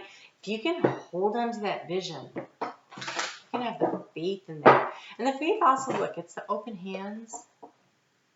This is not gripping this is my seed, and I'm going to protect it.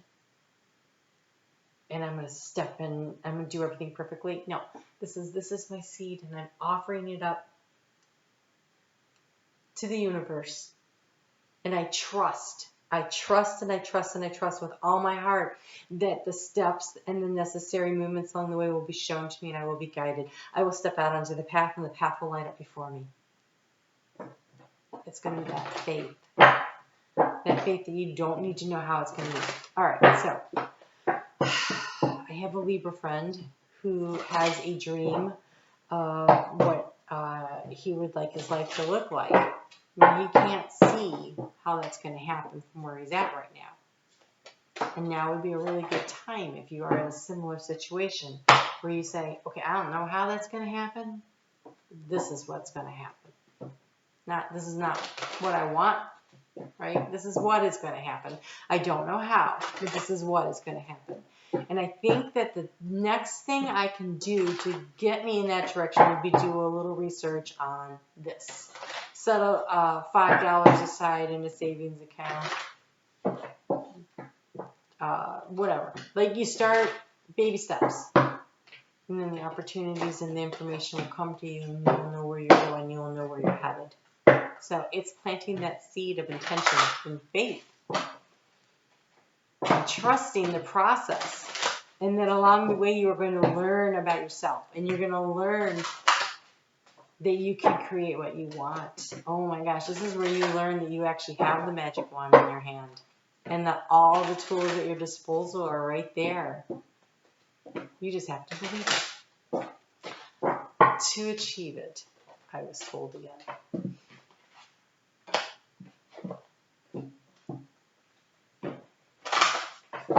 I actually think that is Mark this time. I don't even know if it's the Dr. Susie guy. Mark was a Libra. He was very cuspy. He was right on the 21st. So, Virgo, Libra, wherever.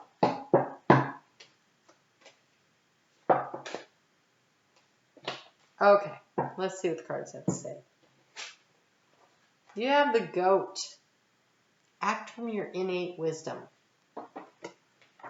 The goat knows where it's going, but as it starts climbing up the mountain, it can't see all the obstacles. So it's like, what's my next best step? Oh, right there. Oh, that looks like anyway. That one looks good. Over there. Okay, hopping over here. Okay, climbing up over there. That's how you get there. Act from your innate wisdom. You will know what to do if you're paying attention to the signs and the signals coming from Spirit. You have the cat. Be relaxed and independent. This is that faith. I know I can do this. I can do anything I want. And if I decide that I'm going to leap, from the counter to the top of the refrigerator because there's a fly up there, I can do that. Oh, look. See, I did it, and I caught the fly. Whatever you want to do, you can actually do this. You can actually do this. All right, so you have spirit animal.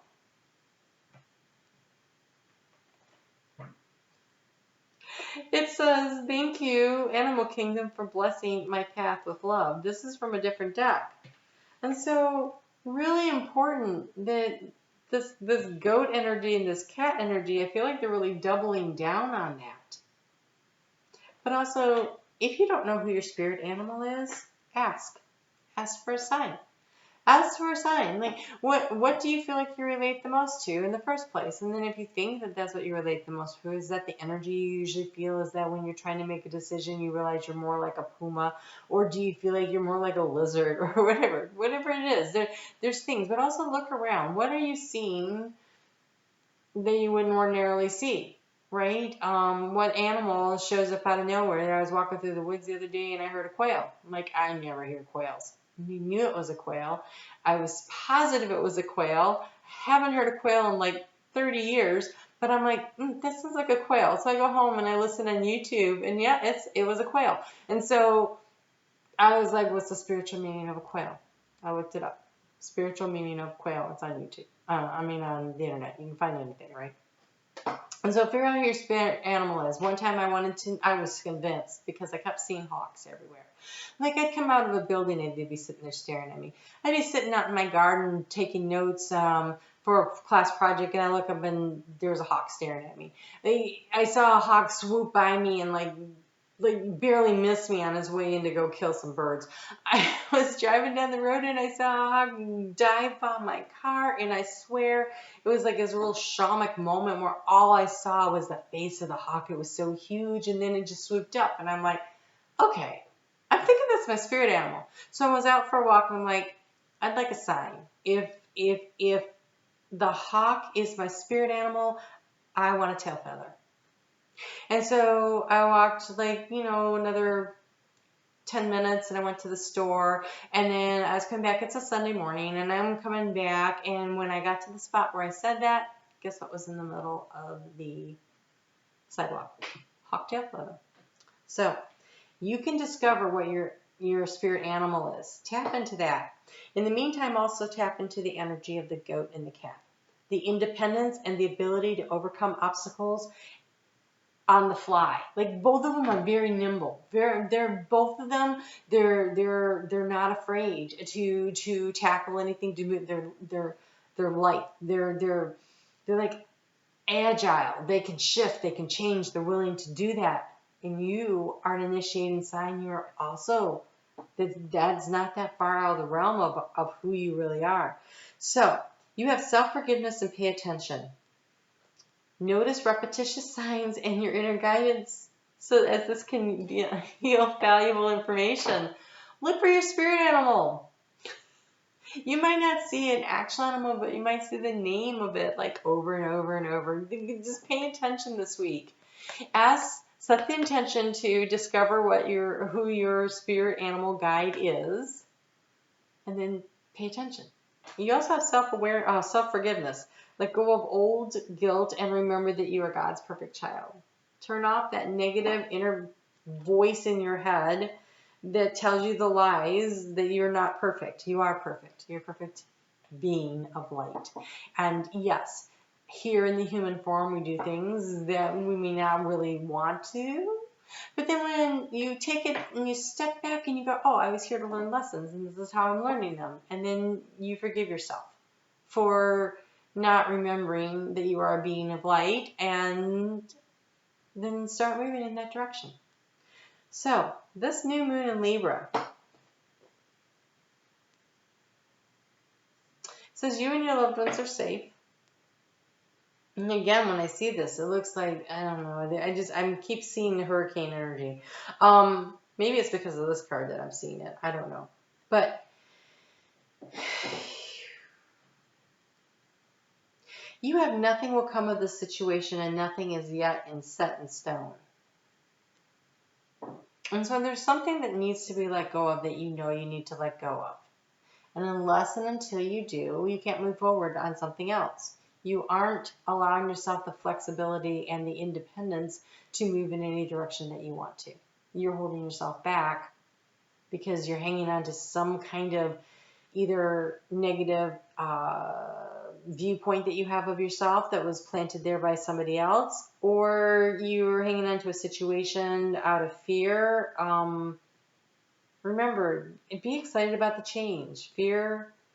Feeling excited about the revolution. Be willing to release and let go and take the next step forward. Nothing is set in stone because I don't know if you've released yet and turned it over to spirit. It is the act of releasing. It is the act of saying, this is what I want. Help me get it. And not be like, oh, I hope I get it. Or, well, if I get really lucky. No. This is what I want. I don't know how it's going to happen, but I cannot wait. I'm excited for this when this happens. And I'm going to hang on to that feeling right here in my heart space of how I feel when I envision what that will make me feel like when I have success in that. Whether you're looking for a new career, a new home, a new relationship, whatever it is. How will you feel when it happens? So we have Hagalaz. Oh my gosh, I'm so sorry. I butcher names like crazy. So it's a number 9. Look, it looks like the 9 of Wands, doesn't it?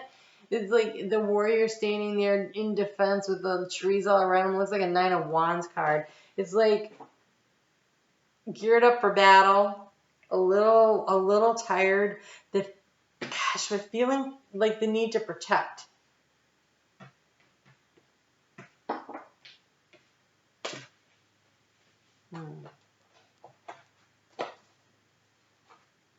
So this is a brand new deck. I haven't looked at them all. I shuffled, I cleared, I shuffled, but I just opened it up right before I turned on the camera.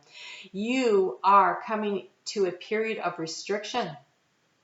Be wary not to extend your energies too much. Current difficulties may require major change, but this too will pass. Hardship can be endured. Resilience is necessary. You can learn from the current situation. You are being distracted by drama. You're being distracted by drama. What happens when a room gets really loud and people are being annoying? The cat gets up and leaves. The cat's not distracted by drama. The cat goes, you interrupted my nap. I'm going to go find a quiet place to be. When things get tough and the goat's like, I'm not sure which way to go, but I'm going to start here. I'm going to go here.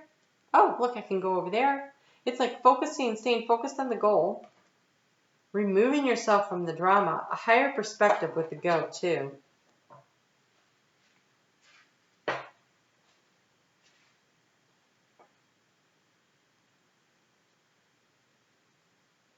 This is the number of great change. 9 is always the number of great change. Resilience, that was the other thing. Hardship can be endured and resilience is necessary. Mountain goat, hardship and resilience. You can do this. Tap into that energy. All the stuff that's going on is in either a square to you or in opposition. That's a lot of tough energy. So you're not wrong. It's tough. But your attitude is the one thing you can control. You can choose to believe in yourself. You can choose to have faith in yourself. You can choose to have faith that you are guided and you're protected and that what you want is already yours. You just don't see it yet, right? It's already yours. Once you've decreed it, you manifest it. So decree what you want. Don't decree the fear. Don't decree the negativity. Don't decree the self-doubt, the negative self-talk. Because if that's what you're talking about, that's what's going to happen. Instead, focus on what it is that you want. Own it. This is my dream. This is my goal. This is my hope. It's not that I don't think I can get it or I hope I can get it or maybe if things turn around I can get it. No. This is what I'm getting. This is who I am. This is what I want. This is where I'm going. You declare it. You take ownership of it. And it is yours. Okay? All right. I need to pick up the pace here, so I'm going on. Let's get to Scorpio. Hey there, Scorpio. Scorpio Sun, Scorpio Moon, Scorpio Rising. Do me a favor, please. Hit that thumbs up. Oh my gosh. I keep forgetting to ask everyone to do that. If you could please hit the thumbs up. It really makes a difference in the analytics of the YouTube rules. Like when people comment, when people hit the thumbs up, it's your engagement as a viewer that determines whether or not my video or any video of any of your favorite YouTubers gets out there and gets shown to people. Like people don't even know what's out there, and for some reason, like they don't even. I have like four people I watch faithfully, and even though I have the notification bell on, I'm still not getting notified when they upload videos, and I'm confused by this. So, hitting the notification bell is helpful, but apparently it's not the silver bullet. So it does help to help me get my video out there a little more. So I appreciate that. All right, so let's talk about your energy this week, because you got some really crazy stuff going on. You got the moon, not the moon, well, the moon will get there, but right now we have Mercury in your sign at 11 degrees and 40 minutes. It's like halfway through the sign, and now it's going to go retrograde. And so for you, this is retrograding over, in Scorpio, it's retrograding over your house of you. You are reviewing things that are important to you, that are of value to you, that are,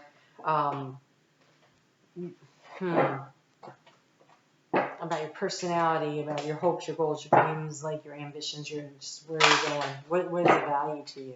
And then it's going to retrograde back into Libra, where you really get into like what was it I really wanted to do, and how can I manifest it. So as Mercury moves through Scorpio and then backwards, this is this communication of this information to yourself. You're having this as an internal conversation you'll be having, and at the same time, opposite, you got Uranus and Taurus that is going to be saying, yeah, change needs to happen. Let's make some change. How can we make change? What can we do to shake things up, right? And so this is the conversation that's going to be going on for like the next 6 weeks, as this energy is, because both planets are in retrograde, and I don't know that Mercury ever escapes the energy of that opposition, really.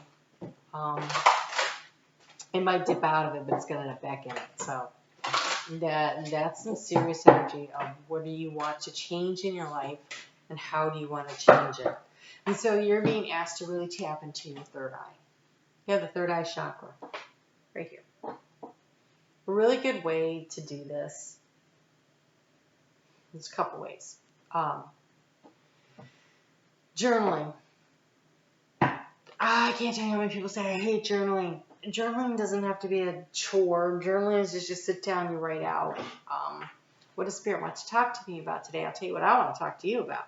I want to know about this. And you start writing, and this stuff starts coming out. And you're working things out on paper. You can do this in the water, in the shower, in the bath, right?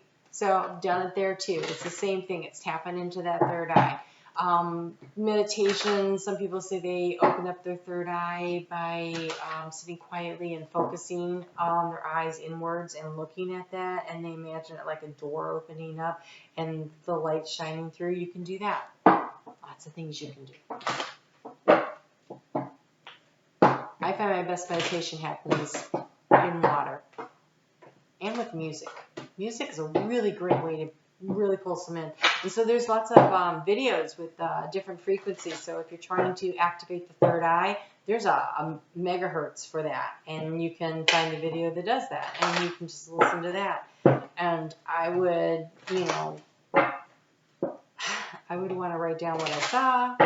If you aren't going to journal during it, at least capturing the images on paper afterwards would be very beneficial to helping you to really activate that and get that open. Yeah. Okay. Let's see what we got going on here. All right. So, Kingfisher. Be patient and be focused.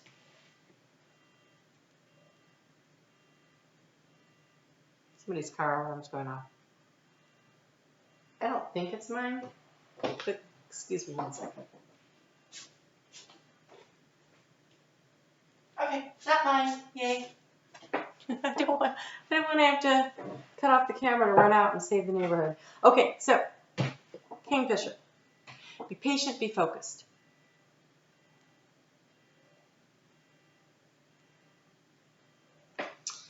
Okay.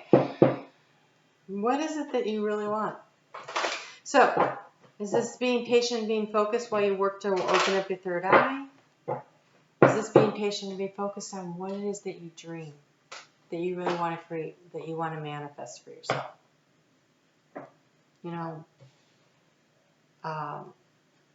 So often as we grow up, we forget what it's like to dream, right?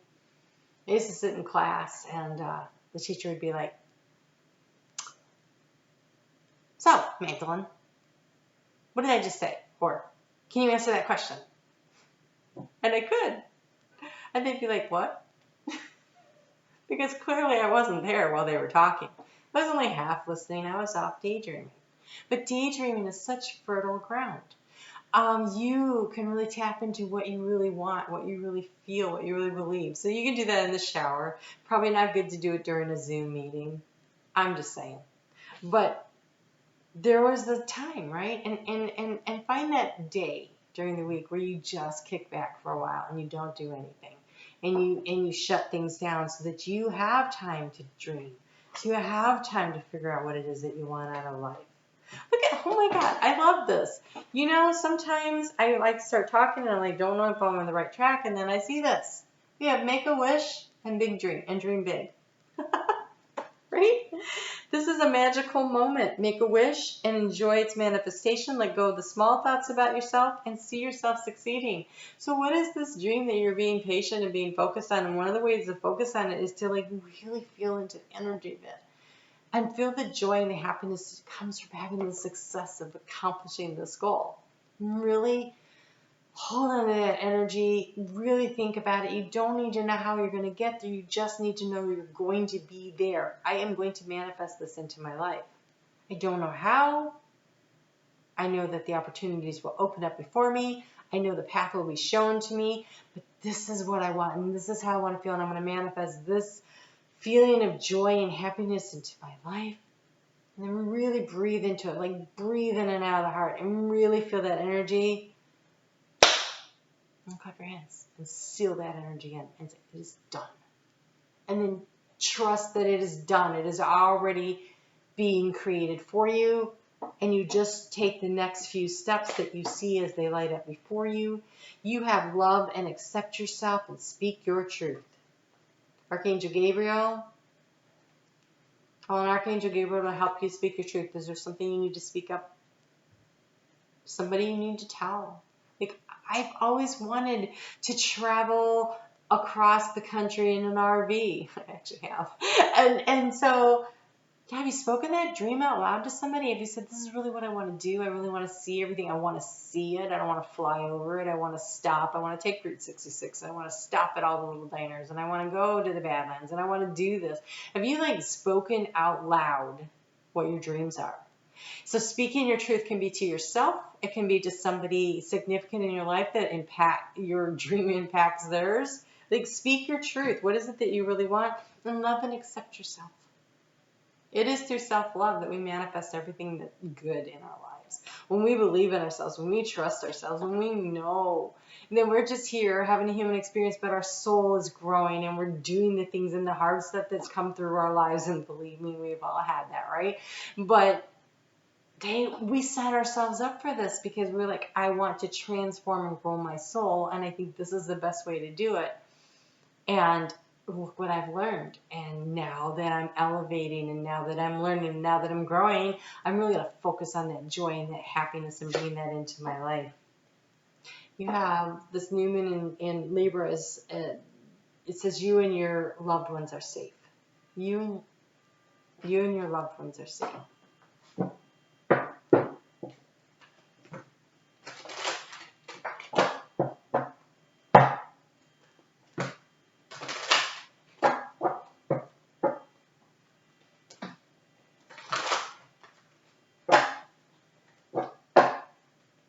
I'm going to get you one more card. This is coming from the Viking Oracle. Brand new deck I just pulled. I opened it up. I shuffled it. I cleared it. I shuffled it. And then I turned on the camera. So I don't have any idea what's actually in here. I mean, let's just have some fun, right? Okay, so you have words I can't say. You have number 15. That's a 6. That's soulmate energy. It's also the number of the devil card in the tarot. But yes, but you have Elhaz.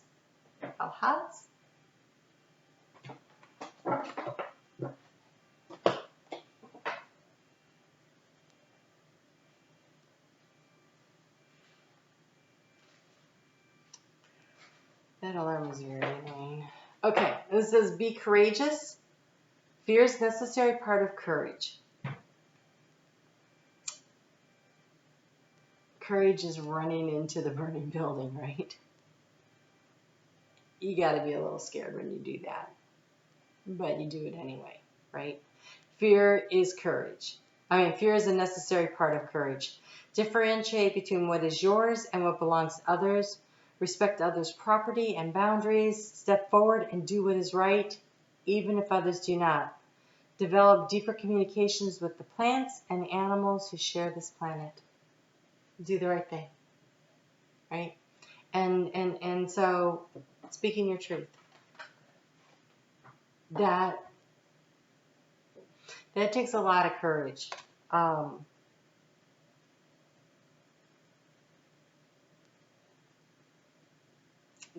sun is in Libra, also highlighting your dreams. There's somebody you need to tell them what it is that you really want. What is it that you really want? What is going to manifest the joy and happiness into your life? And I have a feeling, it's going to shake things up a little. Because otherwise it wouldn't take courage to say it. They wouldn't be sitting here saying, speak your truth and have courage. Face your fears. And fear was a thing that came up at the beginning of this when I was meditating for everybody. And they gave me a new acronym for it. They said that it is feeling excited about the revolution, the change, the cycle, the ending that's coming, so that a new beginning, unless the cycle completes, you can't start a new cycle. And so part of this is, being willing to complete. So envision what it is that you really want. Hold that energy in there and be excited about the future. And even though all this energy is really tough, it is just shaking things up so that we can all have something new, something better. And structures that do not work, that do not support where we should be collectively, are going to fall. And the same is true in our own personal lives. And so again, you can't change the whole world, but you can change your world. So what is the changes that you need to make in your world that you feel the joy and the happiness? All right, Scorpio, good luck with all that.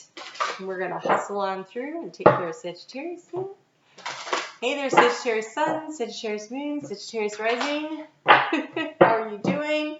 1:56:30. I need to write down the time before I forget. So let's see what we feel for your energy. Give me a second because I really need to drink some water.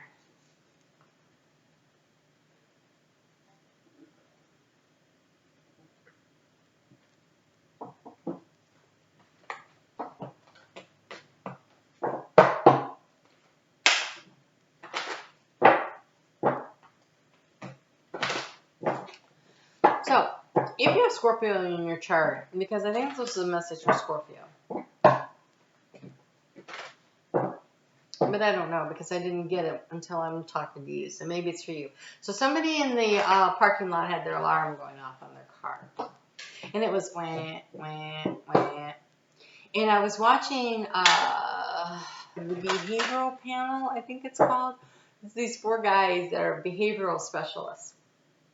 And it's so funny because they started their channel like in April after the COVID shutdown, like they were bored or something. And I stumbled on their channel like maybe 3 or 4 weeks into their channel, and they had like 1,700 viewers. They have like 112,000. They're so entertaining. But one of the things they were talking about last night was that sound, that wah, wah, wah. So when you're trying to irritate someone, it's wah, wah. So what is pushing your button? Wah, wah, wah. It's trying to get your attention. It's trying to distract you. That's trying to take you off your course. What is that pushing? What's pushing your buttons? But it's so annoying right now because that energy, and no, this is definitely for you, Sagittarius. What I just saw, this is definitely for Sagittarius. Okay, so, all right, so Sagittarius, what is pushing your buttons? What is making you just like, that is so annoying? This energy this week is pretty tough, and a lot of things will be pushing buttons, and so finding our center and staying in ourselves and staying calm and shutting out the annoying noises around us is going to be important. So this is interesting. So you have the same card that Virgo did. So if you have Virgo strong in your chart, this is Spirit doubling down on it. But the thing is this is called intelligence. And so with Virgo, that was about that mercurial intelligence of knowledge and information, that curiosity that comes to you. But for you guys, is that innate intelligence that you were born with. You know, Sagittarius just knows stuff. And you know what I'm talking about because you're Sagittarius, right? So this is education, knowledge, perception, and flexibility. And again, you're a mutable sign, just like Virgo is. And so that ability to be flexible, to be able to see things from a different perspective, to have the wisdom and the knowledge and the understanding, either through things you've learned in this lifetime, especially if you're Virgo, but if you're Sagittarius, it's the things you've learned in previous lifetimes. Isn't that really, that innate knowledge is going to be really highlighted this week. So, what could that mean? It could mean that something triggers you. Ooh, big time. And it might not be something from this lifetime. So being willing to be flexible, being willing to identify it, being willing to release it and let it go. And being willing to understand. And if somebody might be poking your buttons because they're afraid of you. Because they think that you stand in their way. So stand up for yourself. You have the rabbit. Recognize your significance. But it's Archangel Gabriel. That is speaking up. That is the willingness to say, no, I know what I'm talking about, right? I have the education, I have the knowledge, I have a different perception, a different perspective, you know, being open and being flexible to adjusting and making changes along the way. But what is it that you need to know? What do you know that you need to share? Recognizing your significance, like you know something that you need to speak up about. It's going to be important this week.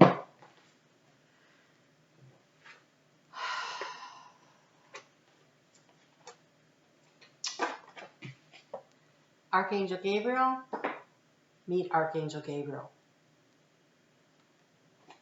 Speak your truth, it says. Speak your truth. This week, super important that you speak your truth. What do you know, Sagittarius, that somebody needs to know? You know, because we also have the Peace and Harmony card come out. And so I feel like, you know, a lot of times it's like, oh, everybody, jeez. There we go. Like, everybody is so afraid of rocking the boat that they don't say anything. They stand on the sidelines. They don't want to say anything. They don't want to speak up because they just want everything to be calm, especially with the sun in Libra. Like, everybody just, can't we all just get along? Well, have you looked outside? The answer is no. Not this week. So that's Archangel Raphael. So I think speak your truth, but ask for guidance from Gabriel to speak your truth, and from Saint Raphael to speak it in a way that doesn't create more drama, but actually brings peace and harmony to a situation, because now there's more knowledge and information and actual wisdom and guidance being brought into it. And this is going to take a leap of faith. You have the leap of faith. I am ready to take a leap. I'm ready to take a leap, angels. Thank you for doing it with me. That's a great prayer. Like, I'm going to stick my neck out there. I'm going to put it out there, and I'm counting on you to show up and catch me, right? So how can I speak my truth in a way that promotes harmony, that promotes peace, but doesn't let this important thing that people need to know slide on by?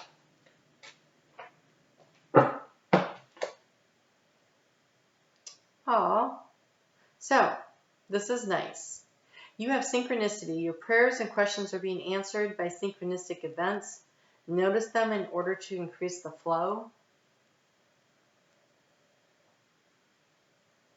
You're going to know what you need to speak up about. You're going to know. The right person. Here's a prayer for you this week. Archangel Gabriel, Archangel Raphael. Help me to be able to speak up when I need to in a way that promotes peace and harmony. Put me in the right place at the right time with the right audience to get the information out. Right place at the right time with the right audience, the right people. And trust that you will know when that moment is. Because Sagittarius, you know stuff, so it's not like you aren't going to know. You're going to know. Ooh, so that new moon in Libra that is happening, it is happening in your 11th house of groups and group activities, and you have a new start is coming. So you could be like, well, I did all the prayers and I spoke up and everybody's mad at me and now nobody wants to talk to me, so that didn't work out. Maybe it did. So maybe those aren't the people you're supposed to be hanging out with. So trust the process. Trust the process. So, you know, the peace and the harmony may not be within the group. The peace and the harmony may be within your soul. Like, okay, I just couldn't sit on that anymore and I had to say something. You know, I recently had something in my life like that where I was just like, this is not, there's no joy in this for me. And I had to speak up and say, I can't do this. And it has altered some relationships. But I'm at peace with it because the other situation was not working for me. And so, what is that place in your life where you need to speak up? Is it going to shift the friendship dynamics? Possibly. But if it's your truth, speak it. Because your truth, and when you speak it, then you are no longer in a situation that does not fit, like a shoe you've outgrown, a group of friends that maybe you just don't resonate with anymore. And if you can let them go, then you find the group that you do resonate with. Wow, you got 2 cards. You got 2 cards. So what I did is I opened up this deck right before I got started here, and I shuffled it, and I cleared it, and then I shuffled it, and honestly, I haven't looked at any of the cards. And so far, it's been fun because we've gotten all these new cards. So even though I shuffled them, you got 3 and 4. And so there is something. And so everybody's only have gotten 1. What you have is a evolution, right? Stepwise, 3 to 4. And so that means I didn't shuffle as great as I thought, or whatever. That you got 2 like that, it is 1 step into the other. This one really looks like standing up and stepping into your power and being fully you. It's the number 3. It's the Empress kind of energy of creating what you want. And this looks like, of course, the stability, right? Number 4. It looks like the Empress and the Emperor to me, but so it's Thurizaz and okay. Thurisaz. There are people out there laughing at me because I cannot pronounce these words. I'm going to have to find them online and study it. And then the other one is ANSUZ. And so the energy, okay, what is that? Here we go. Do not get drawn into unnecessary drama. There are many sides to every story, so make sure you research a situation. Back to the intelligence, the knowledge, and information, right? Research a situation thoroughly before making a decision. Ignorance is no excuse. Choose wisdom and remove the old thorn in your side, right? Speak your truth. Remove the old thorn in your side. Choose wisdom and remove the old thorn in your side. Choose the positive flow of enthusiasm, fiduciary, and, so stability, financial, and passion rather than aggression. Right? Speaking in a way that is gentle and kind, but speaking your truth. What is that? Healing air and energy from Raphael, peace and harmony. And so don't act with small-mindedness and force, but nevertheless, speak your truth. Nevertheless. What? Okay, channeling over here, people. That's not a word I use.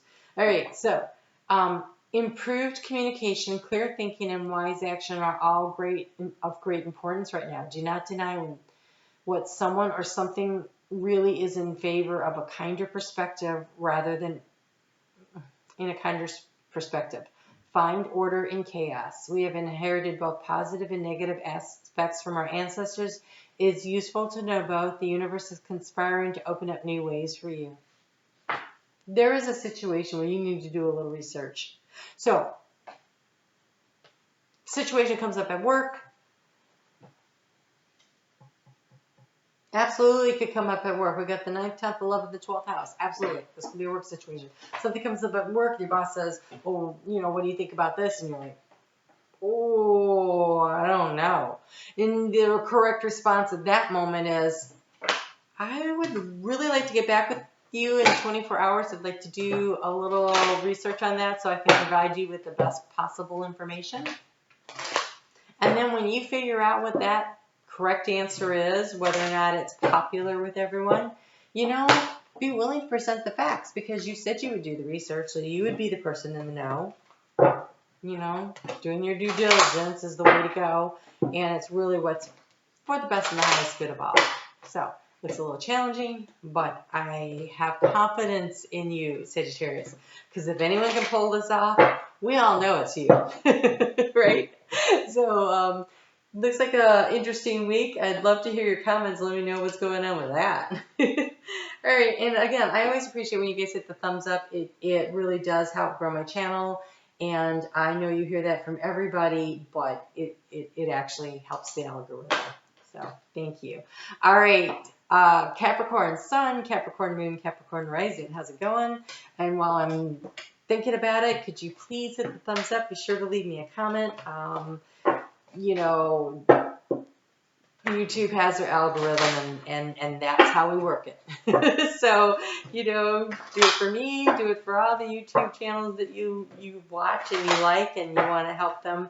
You know, it's a small exchange of energy to just hit the thumbs up, right? So, mostly, though, and I would really love comments. Why? Because I love getting to know my viewers. So, I made a lot of friends this way. All right, so here we go.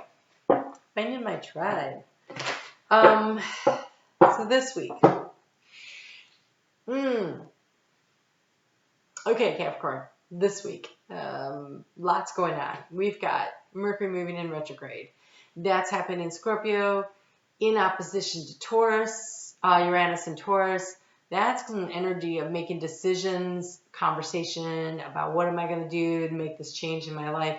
Fortunately, both of those are happening in a very supported aspect to the planets that are up in your sign. So I think of all the signs, you will weather that storm. In particular, the best, the whole decision making, how do I make this change in my life conversation. That being said, the sun in Libra is going to square with Pluto and then Saturn. The moon in Libra is going to square off with them. Mars is just pissed off and squared off with everybody, but everybody up there. Jupiter, yeah, everybody getting there. So there's enough tension around that I don't want you to be like, oh, it's going to be an easy week. I think it's going to be a week where we really choose what it is we want to do, and I think that Capricorn can make that decision a little easier. And so focus on that. Focus on what you want to create. When I was meditating, getting the energy for everybody, I'm like, boy, there's going to be a lot of fear. And they said that would be feeling excited about the revolution. And the revolution is change. The revolution is a cycle ending, so a new cycle can begin, right? Kronos, Saturn, Kronos, it's that energy of time and time management, and nobody manages time. Nobody can, what's the word I want? Control time, like a Capricorn. So, be excited about the changes. They're happening. So think about what is it with that new moon in Libra that you want to really focus in on. Where do you want to plant your seed of intention, and then really picture the outcome, not the steps, the outcome. And then how will that feel when you succeed there, and really breathe into that energy and do this often and really seal that energy in of the excitement that you feel about the changes that you're bringing about in your life. So the overall energy to work with this week is you have insight, understanding, awakening, awareness, and self-evaluation, and will. What? Capricorn?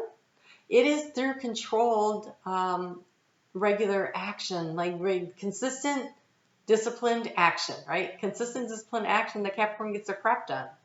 That's willpower. That's sticking to the plan. Expression, self-assertion, self-control, and direction. So really focusing on what you want. Having the insight and the self-awareness to understand that through a self-evaluation of, okay, so say you're on a diet plan. So bring it down to something really simple. You're on a diet plan, you've been losing weight, and then this week you didn't. And you're like, oh, should I just stop? No. Evaluate. Are you still like measuring like you were measuring the food the first week? Are you still sticking strictly to it?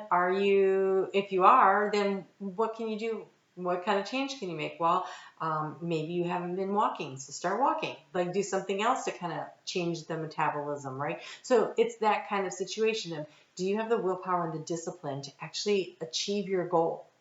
And it's going to, when you come up against an obstacle, Capricorn, how are you going to overcome it? By being Capricorn, by being aware, by looking around, seeing what the options are, evaluating, and then doing it, right? So Capricorn, just be you. Okay, we're done. All right, I'll play you some cards anyway. It's like, so using your insight and your intuition and being aware of whatever the situation is going on in your life that needs a little tweaking, because this is the direction you want to head in. This is the goal you've already determined for yourself. So look at this. You have accept heaven's help. You've prayed for help, so get out of the way and let heaven help you. So look for the guideposts, the synchronicities, the signs, the offers of help, the information that comes in and go, oh yeah, okay, oh yeah. Because look, you have ready, set, go.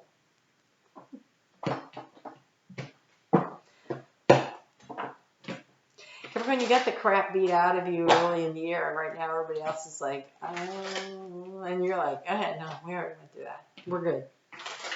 We're getting ready to launch, right? It's all good. Okay. There are a couple other signs that are going to be hot on our tail. I think Scorpio's getting ready to bust loose and really make some big changes in their lives. I think Taurus doesn't have a choice with Uranus there. Talking to Mercury and retrograde up in Scorpio, they're about to make some choices and changes too.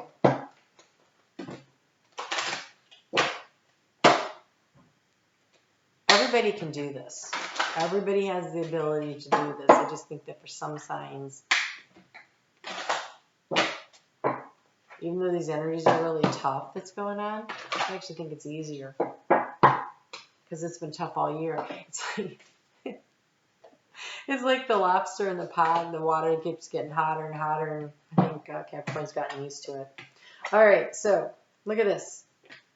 Demonstrate grace and majesty, the swan. You know that swan is gliding so smoothly across the water. It's so beautiful, right? Underneath their feet are... Right? I just made the thing freeze. Okay, so yeah, so... Here we go, right? It is appearing calm and working hard. Like that is consistent discipline action. If they're not paddling, they're not moving, right? And the other spirit animal guide you got was the donkey. And this is keep your heart open no matter what. So keep moving forward, maintain your dignity and your grace, and accept the grace from heaven, right? That the grace can be, heaven's help, and hold your head up. Like hold your head up. Are you a beast of burden? Sometimes it feels like it. And show yourself the self-appreciation that you don't necessarily get from others. And keep your heart open. Like opportunities are coming. I can feel them. Count your blessings, right? Count your blessings. Keep your heart open no matter what. No matter what is going on around you. Things are actually moving in the right direction. And you're like, oh, God, so tough she doesn't even know what I'm talking about. I do know. I might not know your particular story, but, you know, I had to take 3 months off to recuperate in the middle of the pandemic here from this energy. So, yes. It's been tough. No kidding. But we're resilient. Capricorn's very resilient in mountain goats, right? Using your intuition of the tail to overcome obstacles.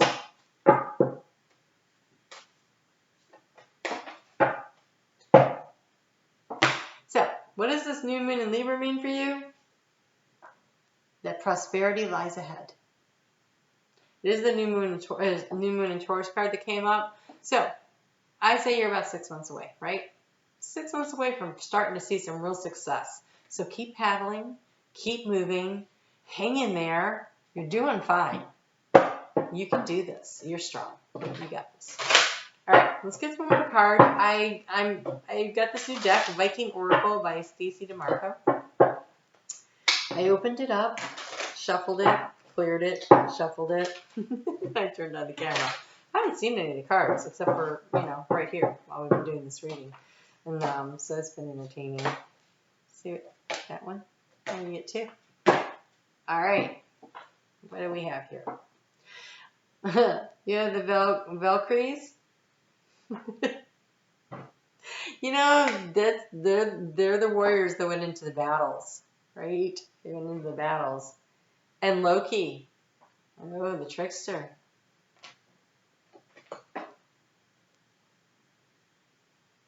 Loki also remembered to have fun. And I really want to say that it is important that you find the joy and the happiness within. I don't know what the card's going to say, but that's what I get off of that. So that's number 3. I mean, it's 30, so it's a 3, which is about growth. And I think one of the keys to success is finding the joy and the happiness along the way. Let's see what it says. Develop your gift of oration and clear speech. He has a horn there, like a megaphone, it's the call into battle. I actually think it's the call into Valkyries, to be honest, but I'm not sure. I'm not real up on my Norse mythology yet. Give me a little time here. Okay, so, all right, here we go. Play more often. Laughter is God's given gift. There may be someone in your life that isn't what they seem. Try to be more lighthearted. Try a more lighthearted approach. So, yes, it is the trickster energy. Keep an eye out for that. But I feel like it's more important to put some play in your day. Some play in your day. Have some fun. Like if you're, Libra is about being balanced, right? And Libra is the 10th house of career for Capricorn rising. And so, you know, if you're all work and no play, that's not balanced. And so this time of year will bring that energy up as a reminder to you. So the Valkyries, you can win the battle you face. Let go of your inner restrictions and others' expectations. Explore your wild self. Redemption is always available. Be the hero in your own life.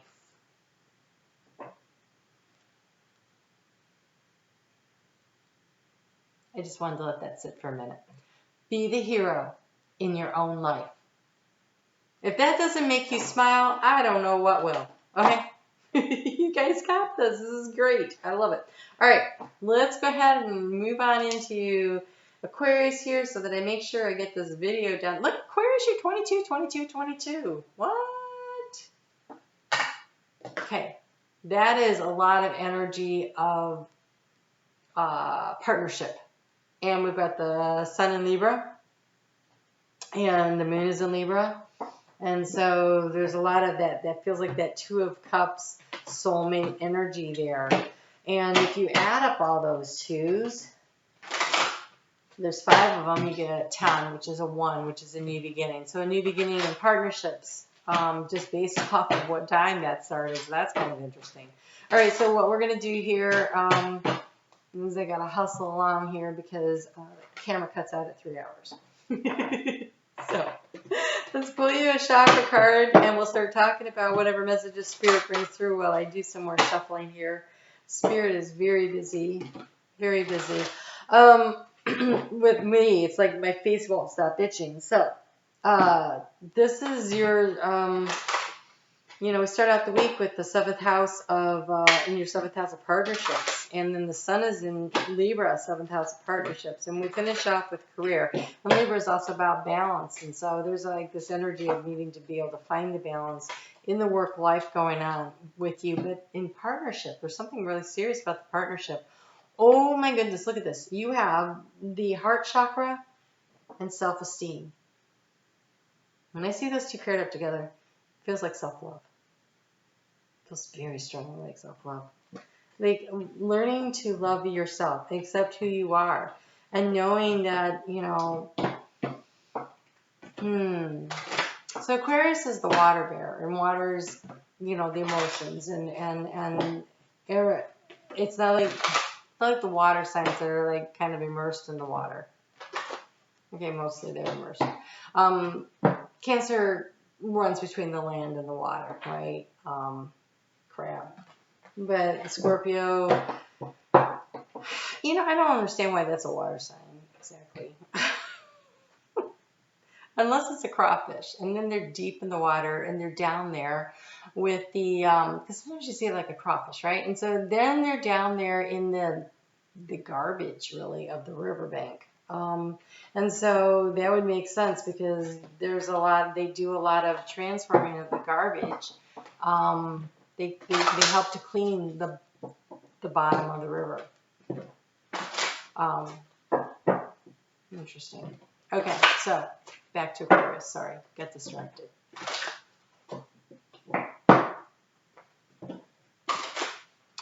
So this energy in the heart space, wrapped around your self-esteem, water bearer. Oh, that's where I was. Water bearer. Okay, water bearer. So a lot of times with Aquarius, you are, people don't necessarily pick up on your emotions because you carry them.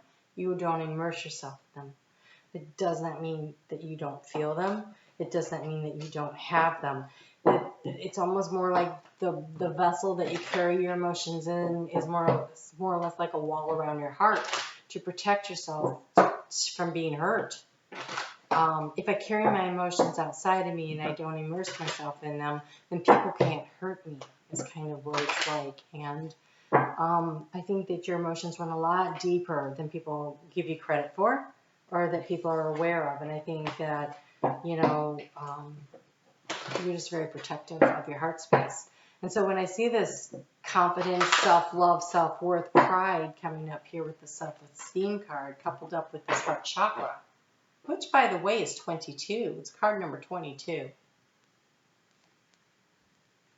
And this is 21, which means that as you develop your self-esteem and the self-love, and you learn how to do this, this is when you really open yourself up to the relationships that you want, because there's so much emphasis on those twos. Wow. Okay. So letting down your guard a little, letting somebody in to get to know who the real you is.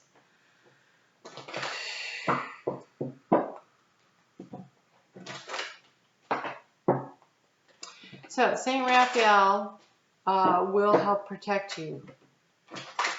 It's like, I want to say if you open up your heart space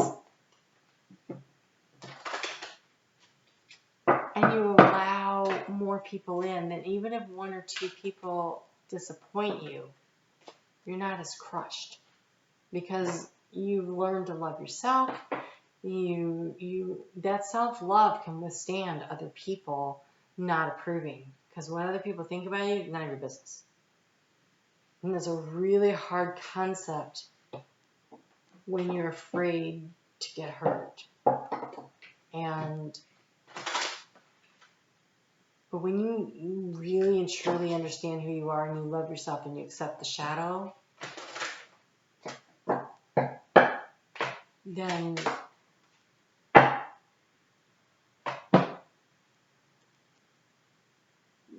you understand and recognize that they're teachers that are coming in that are teaching you to love yourself. And the real lesson here is, can I open up my heart to myself? And then, in turn, I can open it up a little wider and let more people in, right? Okay. So you have here, wow, okay, so you have the balance card that came out. Let's see that. Okay. So it says, thank you, angels, for bringing balance to my life. That is, it looks like the scales of Libra, right? And then you have the panda, which says, stay balanced and in your essence. So bringing balance into your life, staying in your essence, staying in your heart chakra, staying in your belief of who you are, and really trusting and loving yourself. It says, live in your joy. This is where the joy that you find inside of yourself. It's like, when you find that joy and your happiness in yourself, and you're not trying to get it from outside sources, then just because someone isn't on the same vibrational energy as you, it doesn't matter so much. It's like that's their path and this is your path, but you're good because you know who you are and you believe in yourself. So recognize your significance and dare to be different. Oh, there we go. There's the Aquarius card. It's a hyena. If I ever saw one, that's you. As a mother of 2 Aquariuses, I can tell you. They aren't even like each other. Okay. And they like each other, but they're not similar people at all. And then, so recognize your significance and dare to be different. What you are bringing to the table, what it is that you are offering as an individual, as the person that you are, is so magnificent and important. And the right connections out there are there to be found when you are authentically who you are. And not pretending to be something that you're not, right? So in order to feel fully accepted by others, you have to be willing to let them know who you are. If you are afraid of rejection and you don't show who you are, and you hide that out of protection, then you're like, well, they didn't like me for who I am. They didn't actually know you because you didn't open up, right? And share yourself. All right, so you have more information is needed. Contact someone with expertise in this area. I don't know what that's about. That came out of nowhere.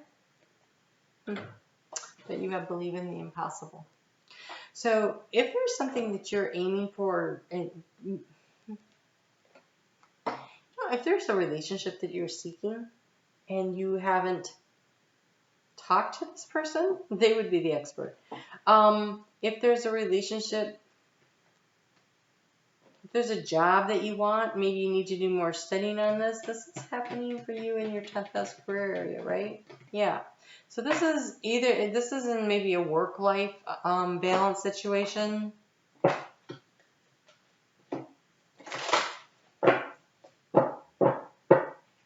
I think that there are options out there for whatever it is that you're trying to do that will make your heart sing, but you have to do a little more. You need to talk to somebody. What is this? Consult an expert. More information is needed. That to me is like actual communication. Like you have to actually speak to somebody. I don't think you can get it by researching on the internet or texting. I think it needs to be a conversation.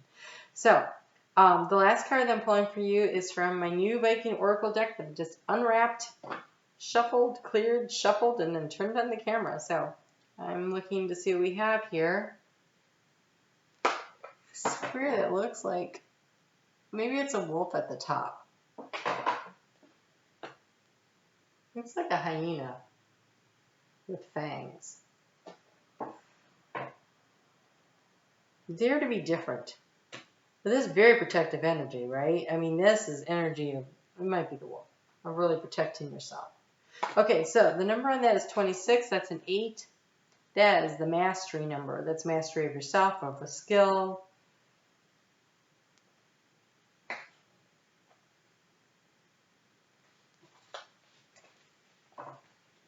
But it's a wolf because it says so. Oh, and if I, it's rare. Like, I actually knew that was wolf. Oh, there is power in endings. Okay. Because I almost said that when I saw this card. Maybe you need to talk to a lawyer because we have this balance card, the scales card, right? And this is stay balanced and in your power, in your essence. So for some of you, there is a contract that's ending. Could be business or personal.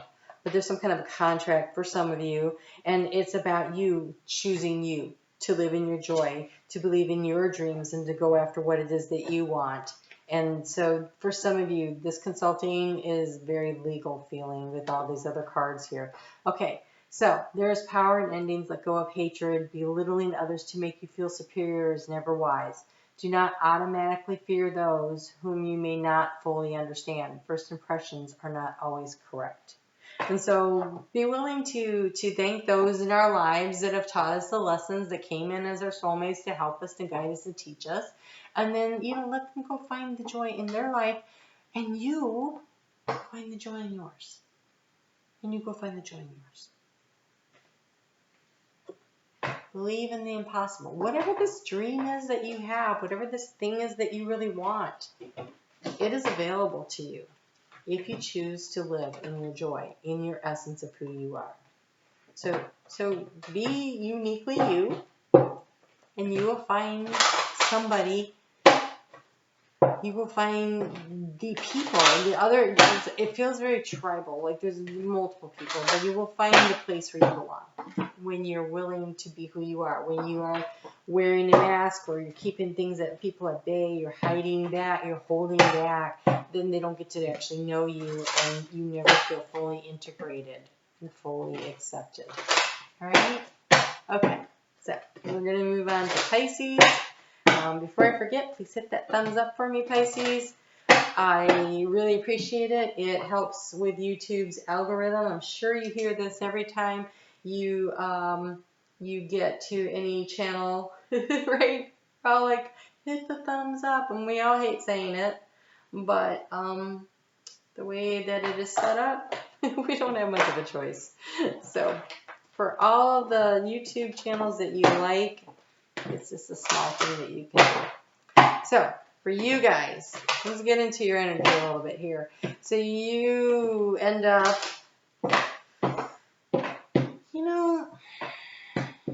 it's your house of balance through your house relationships into transformation and knowledge and higher self energies this week. They're being tripped up here.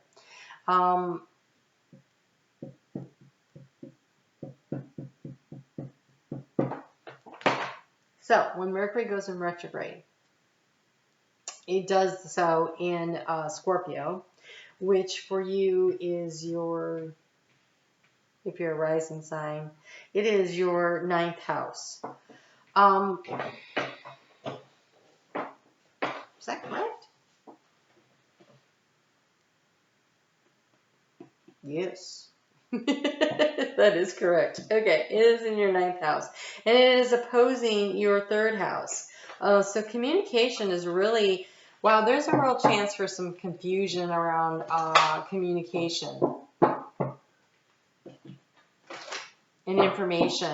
Probably more for you than anybody except maybe Scorpio. Very staticky.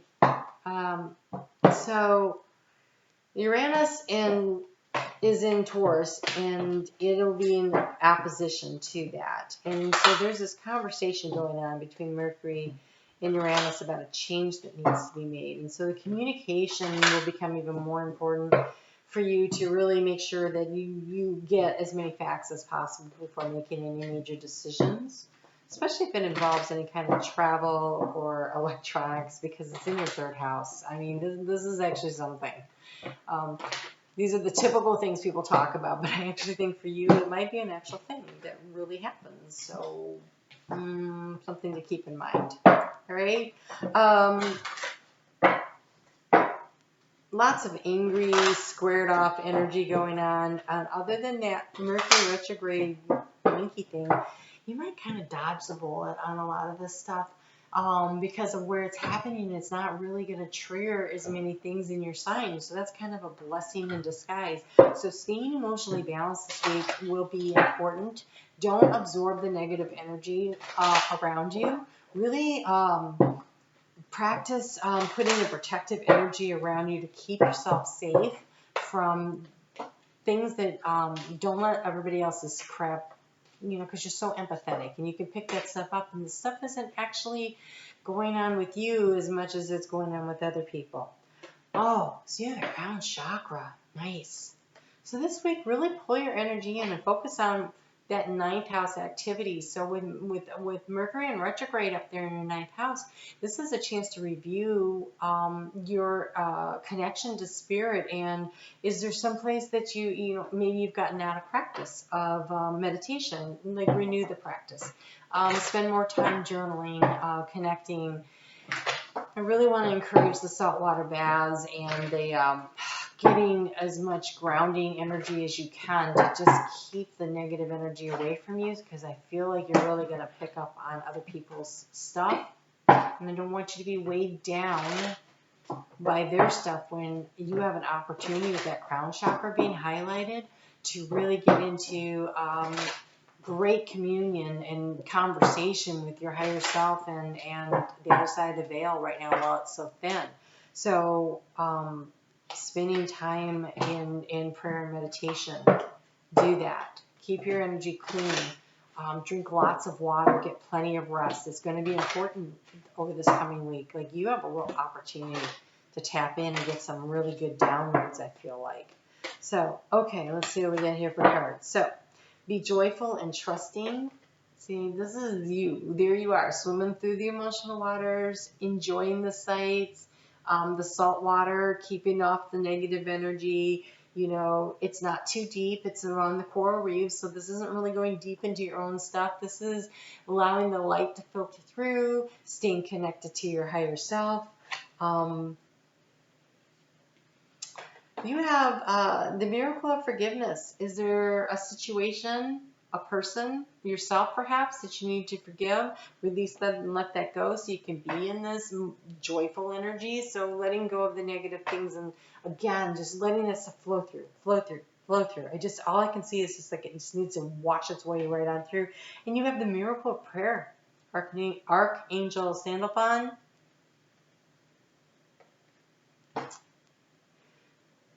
Ask for what you want. Be grateful for what you get. Look around for the blessings and count them that are going on in your life. Oh, you have a soulmate relationship. Look at that. New romance with a spiritual basis is here for you now. This is really, really lovely energy. Really pull in. Stay in your own lane. Stay in your own lane this week. There's a lot going on out there. Don't get sucked in. Don't get sucked into a whirlpool, right? You stay out of the fray. Swim along. Find the joy. Find the happiness. Step up your communication with spirit, you know, and focus on what it is that you want. Hold it in your heart and feel that joy. And really bring that in. Oh, yeah, look. You have to hold your vision. Hold your vision, and a personal issue reaches resolution. This is like a really great week for you, Pisces, and I haven't been able to say that for any of the readings. So yay, the best was last. I think you can do this as long as you stay in your own lane. So turn off the news. You want to know what's going to happen on the debate? Nothing. There is nothing. There'll be candidates out there talking about what they want to say, and people are going to believe what they want to believe, and more garbage is going to come out here, there, or the other way, and you're going to be in your happy place swimming along because you're talking to spirit about what's coming down the line for you, and I am connected with my higher self, and I'm not involved in all of this grungy earthly matters that need to sort themselves out so that we can elevate the planet, right? It's just part of the process. And so don't get mired down in it. Okay, so you have number 4. This is the first time I've had a double up on anything. Who had it? I think that it was Sagittarius, but I'm not 100% on that. Okay. Improved communication and clear thinking. I'm telling you, your communication is going to be, you're going to notice it. and that stuff going on, that's where the focus on staying really clear-headed is in how you communicate. And I have that Pisces moon, right? So when I get upset, I'm going to have to be really careful this week, like to make sure my windows are rolled up when I'm yelling at the drivers. You know what I mean? Just be cautious. Okay, so improved communications, clear thinking, and wise action are all of great importance now. Do not deny what someone or something really is in favor of a kinder perspective. Whoa. Do not deny what someone or something really is in favor of a kinder perspective. I'm not sure that sentence is written right, but I'm dyslexic, so who knows. Find order in chaos. We have inherited both positive and negative aspects from our ancestors, and it is useful to know both. The universe is conspiring to open up new ways for you. So spend your time in prayer and meditation, communication with your higher self. Get in that saltwater bath. If you don't have saltwater bath, just take some organic coconut oil, mix it with some salt, Epsom salt, give yourself a good scrub on it, let it sit on there for a little while, and then step into the shower, rinse it off, and then make sure you clear the shower floor because it gets really slippery. Don't ask me how I know. All right, you guys have a very, very great week. Thank you for finishing this off so well. And be sure to hit the thumbs up and leave me a comment and just swim in your lane, okay? Swim in your lane. All right, you take care, and we'll talk soon.